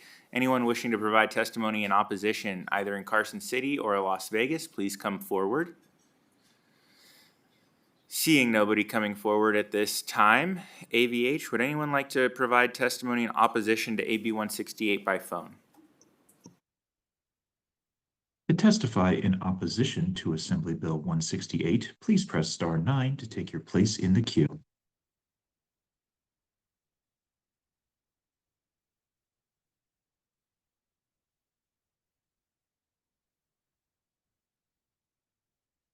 Chair, there are no callers choosing to testify in opposition at this time. Thank you. And now we'll move to testimony in neutral of Assembly Bill 168. We will, oh my, we'll begin, so it's the most movement I've seen for testimony in neutral in a long time. Charging the desk, wow. We'll begin here in Carson City, and we'll start with Ms. Martinez. Hi, Chair Watts and member of the committee, Dora Martinez with my handy dandy Cherry Lee German Shepherd 2-year-old service dog. I'm in neutral because we walk a lot because we use our Chevrolets, we use the sidewalk, we use the crosswalk. And I know some of you that knew me a couple of years ago. I had a black lab cross golden retriever. I was with him walking on the sidewalk, and a bicyclist came and said, right behind you to your left. And I didn't hear because I was focusing on my dog. He hit my dog. And so who are we going to hold accountable? And I understand environmental and health issue. I get it because I walk a lot. I use the bus and all the walking trail and hiking. So while I appreciate my assembly representative, Ms. Golding, I just want the safety measure to be there because the sidewalk and crosswalk are for everyone. And also maybe, I don't know, just gonna throw this out there, maybe they need to have a license plate because I take pictures and then I can turn them in, like whose bike was that and what number was it. So, and also with RTC Reno, coming up they're gonna do a flowing bus stops where they stop in the middle of the road and let pedestrian out. How am I gonna know if the bicyclist is gonna stop and let me go? Because they're going really fast, and sometimes there's a bike trail, but they're scared of the traffic, so they get on the sidewalk. So that's why we are neutral. Thank you. Thank you for providing that perspective. Please go ahead. Nick Ciccone, Government Affairs Manager for the City of Reno. Thank you, Chair Watts, Vice Chair Carter, and members of the committee. While we support and encourage Reno residents and visitors to use micromobility options, we felt that it was important to limit the bill's application to bicycles. We appreciate Assemblymember Goulding's willingness to work with us on the conceptual amendment she has submitted. Thank you very much. Thank you. Good afternoon, Chair, members of the committee. For the record, David Cherry, Government Affairs Manager for the City of Henderson. We also just want to thank the bill sponsor for working with us. We have the same concerns that the City of Reno had, and we feel that the amendment addresses those with the in relation to the electric bikes. Thank you. Thank you. Good afternoon, Chair Member and committee members, Chair and committee. My name is Adrian Hunt, ADRIANHUNT. I represent Las Vegas Metropolitan Police Department. With consensual amendment, LVMPD will be in the neutral of AB 168. Thank you. Thank you. Thank you, Chair, members of the committee. For the record, Kelly Crompton, representing the City of Las Vegas. The City of Las Vegas is also in neutral. Wanted to provide a little bit of context as the City of Las Vegas has a Vision Zero action plan. That plan promotes a culture of safety. It coordinates, educates, and communicates to get everyone working together towards a common goal of Vision Zero. Vision Zero is a multidisciplinary approach where a mix of diverse stakeholders must collaborate to address the complexity of fatal and serious injury crashes. Implied messaging that not abiding by traffic control devices is acceptable distracts from some base message that we all have a responsibility to keep ourselves and others safe. The City of Las Vegas is very determined to make sure that bicycling inside of the City of Las Vegas limits is accessible. We have a lot of federal dollars going into bike lanes along major corridors, and so we are very supportive of bicyclists in our city limits, but we do have some concerns about safety. We are appreciative of the amendment. We think it takes this bill, puts us in a neutral position, although we do have slight concerns about bicyclists within those areas. Thank you. Okay, I will say, be careful with your neutral with concerns. Please go ahead. Thank you, Chair Watts and members of the committee. Jeff Rogan, Jeffrogan, on behalf of Clark County. Like the other municipalities that have come up and testified, we're very appreciative of the Assemblywoman for bringing this amendment. And with the exclusion of electric bikes and electric scooters, we are also in the neutral position on this bill. Thank you. Thank you very much. Good afternoon, Chair Watts, members of the committee. I am Jason Walker, JASON, testifying in the neutral position on behalf of the Washoe County Sheriff's Office.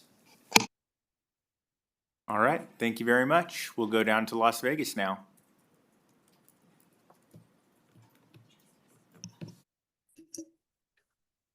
Hello, everyone. Speaking in the first time in this building, much nicer than the last one, although it's not as nice as the really old buildings. My name is Cyrus Hojjati, Cyrus Hojjaty. I am the team leader of the Las Vegas local chapter of Strong Towns, an urban planning organization that promotes a more traditional urban planning system.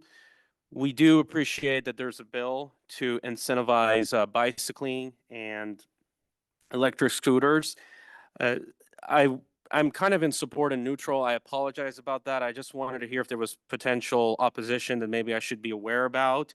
Uh, so we know that this system encourages people to obviously get around more effectively. You know, it's funny how the last bill we were talking about driving, I think we should incentivize people to do other modes of transportation. Anyway, one of the concerns that we have, while bicycling has its benefits such as parking and it has a higher capacity per lane, I wanted to show you this diagram right here.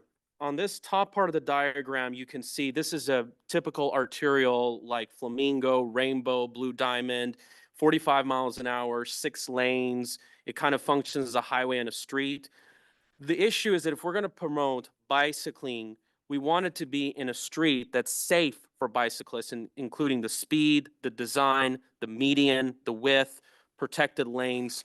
We want to make sure that these things are really considered or brought forward in a future bill or in some kind of ordinance, policy, or so forth, because we really want the whole package, just to think about it, because if we don't, then we won't be able to really meet our goals. Other than that, that's all I have in the top of my head. Thank you so much. Thank you, Mr. Hajati. Seeing nobody else in Las Vegas, let's go to ABH to see if we have anyone to provide neutral testimony by phone. To testify in neutral to Assembly Bill 168, please press star 9 to take your place in the queue.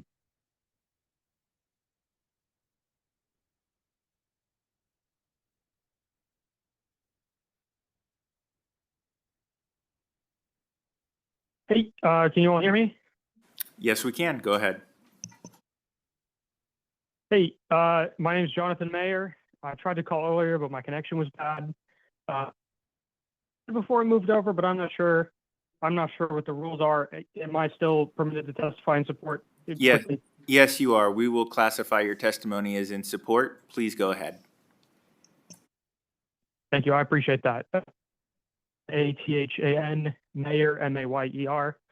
So I'm 25, and I'm on vacation right now. I'm not really the type to call in about politics, but I hope that reflects the importance of this bill to those who it's meant to protect. With some of your previous bills, they're talking about, you know, it's left and right and what are the rights of a citizen and constitutional justice and all those kinds of things. This is not really any of that. This is just, and you can tell that from the testimony so far, this is just the basic nuts and bolts of civilized coexistence. I'm a newish neighborhood cyclist, but it's more difficult than it needs to be. The aim of this bill, in my view, is to ease those difficulties. So when I'm in an intersection, I try and get out of the way as best as I can, and even try and help as best I can, but it's not always safe or legal. And if you don't think that it's unsafe, then getting rear-ended by a bicycle or getting hit green is not a pretty picture. And I think that's just the kind of thing that we should change. We've seen this has worked in other states, and making it easier to be a cyclist means less traffic for drivers too. And those who are going to blow through stop signs already do, and who are not going to respect the rules of the road are already doing that. So this is only enabling people who want to be good cyclists to continue to be good cyclists. So 168 is not about pushing out cars or prioritizing bikes. It just recognizes that bikes are not cars, that my bike is not an SUV, and helping us coexist as neighbors on the road. So I wanted to call in for my support of 168. Thank you very much for calling in from vacation to provide testimony on this bill. We sincerely appreciate you participating in the process. AVH, next caller, please. Chair, there are no more callers choosing to testify in neutral at this time. All right, thank you. We will have our historians check to see if we set the record for most neutral testimony on a bill. But with that, we'd invite the sponsor. Do you wish to make any closing remarks? Thank you. With that, I will close the hearing on Assembly Bill 168, and we'll move on to the last item on our agenda for today, which is public comment. If anyone would like to provide public comment, and please remember, that's not comment on any of the matters that we discussed during today's meeting, please come forward. I see we have some folks coming forward. If anyone would like to provide public comment by phone, again, that phone number is 888-475-4499, and when prompted, provide the meeting ID 894-7786-3576, and then press pound. With that, we'll start with public comment here in Carson City. Please go ahead. Thank you. My name is Lynn Chapman, and I just wanted to take a moment to say thank you to Chairman for his egg bill. Yay! That was great. Thank you for bringing that forward. Also, somebody left their helmet up here. Okay, we can find that one. Thank you. Thank you for the kind words. It's always fun when there's something that we can agree on, and appreciate your comments. Seeing no one else coming forward in Carson City, we'll go down to Las Vegas. Before I begin, I want to talk about a very local issue, a local matter, if it's okay. CYRUSHOJJATY. I'm going to read this form right here. This is a neighborhood watch, subject property 1361 Range Lane. I'm talking on behalf of a friend that lives in the northeast section of Las Vegas, Nevada 89110. They have the parcel number. There was a violation given. The property has no certificate of occupancy. Original home on property was burned down in the 1990s. The property was abated to remove the remains of the fire in the year 2000. The accessory structure shed was converted without permits or inspection after the owner installed a kitchen and a bathroom and was living in the accessory building. He was in violation and cited with a case number and sent to the district attorney and prosecuted and found guilty in 2004. He was fined and served community service. Cited again the new owners on January 20th, 2005, and the same violation was given in 2007. All of these citations were given due to somebody living in the accessory building without permits, without proper inspections never given, and replacement housing was never replaced on the property. No certificate of occupancy was ever given to accessory dwelling as it was never permitted, inspected, or issued. Code enforcement refuses to do the necessary investigation to remove the current residents from the accessory dwelling that the early residents were cited and removed from the property. So my friend is having this issue. It's ongoing. They claim that the people in charge are not doing their jobs, and we go through the local level. I'm thinking about bringing this through every other issue, but my friend asked me to talk about this, and maybe you guys can really look into this. I can give you the forms if you can. Thank you so much, and I'll ditto the last commentator too. All right, thank you very much. Seeing nobody else coming forward, AVH, does anyone want to provide public comment by phone? Here, the public lines are open and working, but there are no callers to provide public comment at this time. All right, that concludes our business for the day. Our next meeting will be on Tuesday, February 25th, where we'll continue some bill hearings. If anyone does have a 4 o'clock meeting, looks like you have just enough time for a restroom break. Thank you all for your time. This meeting's adjourned. Thanks, Chair.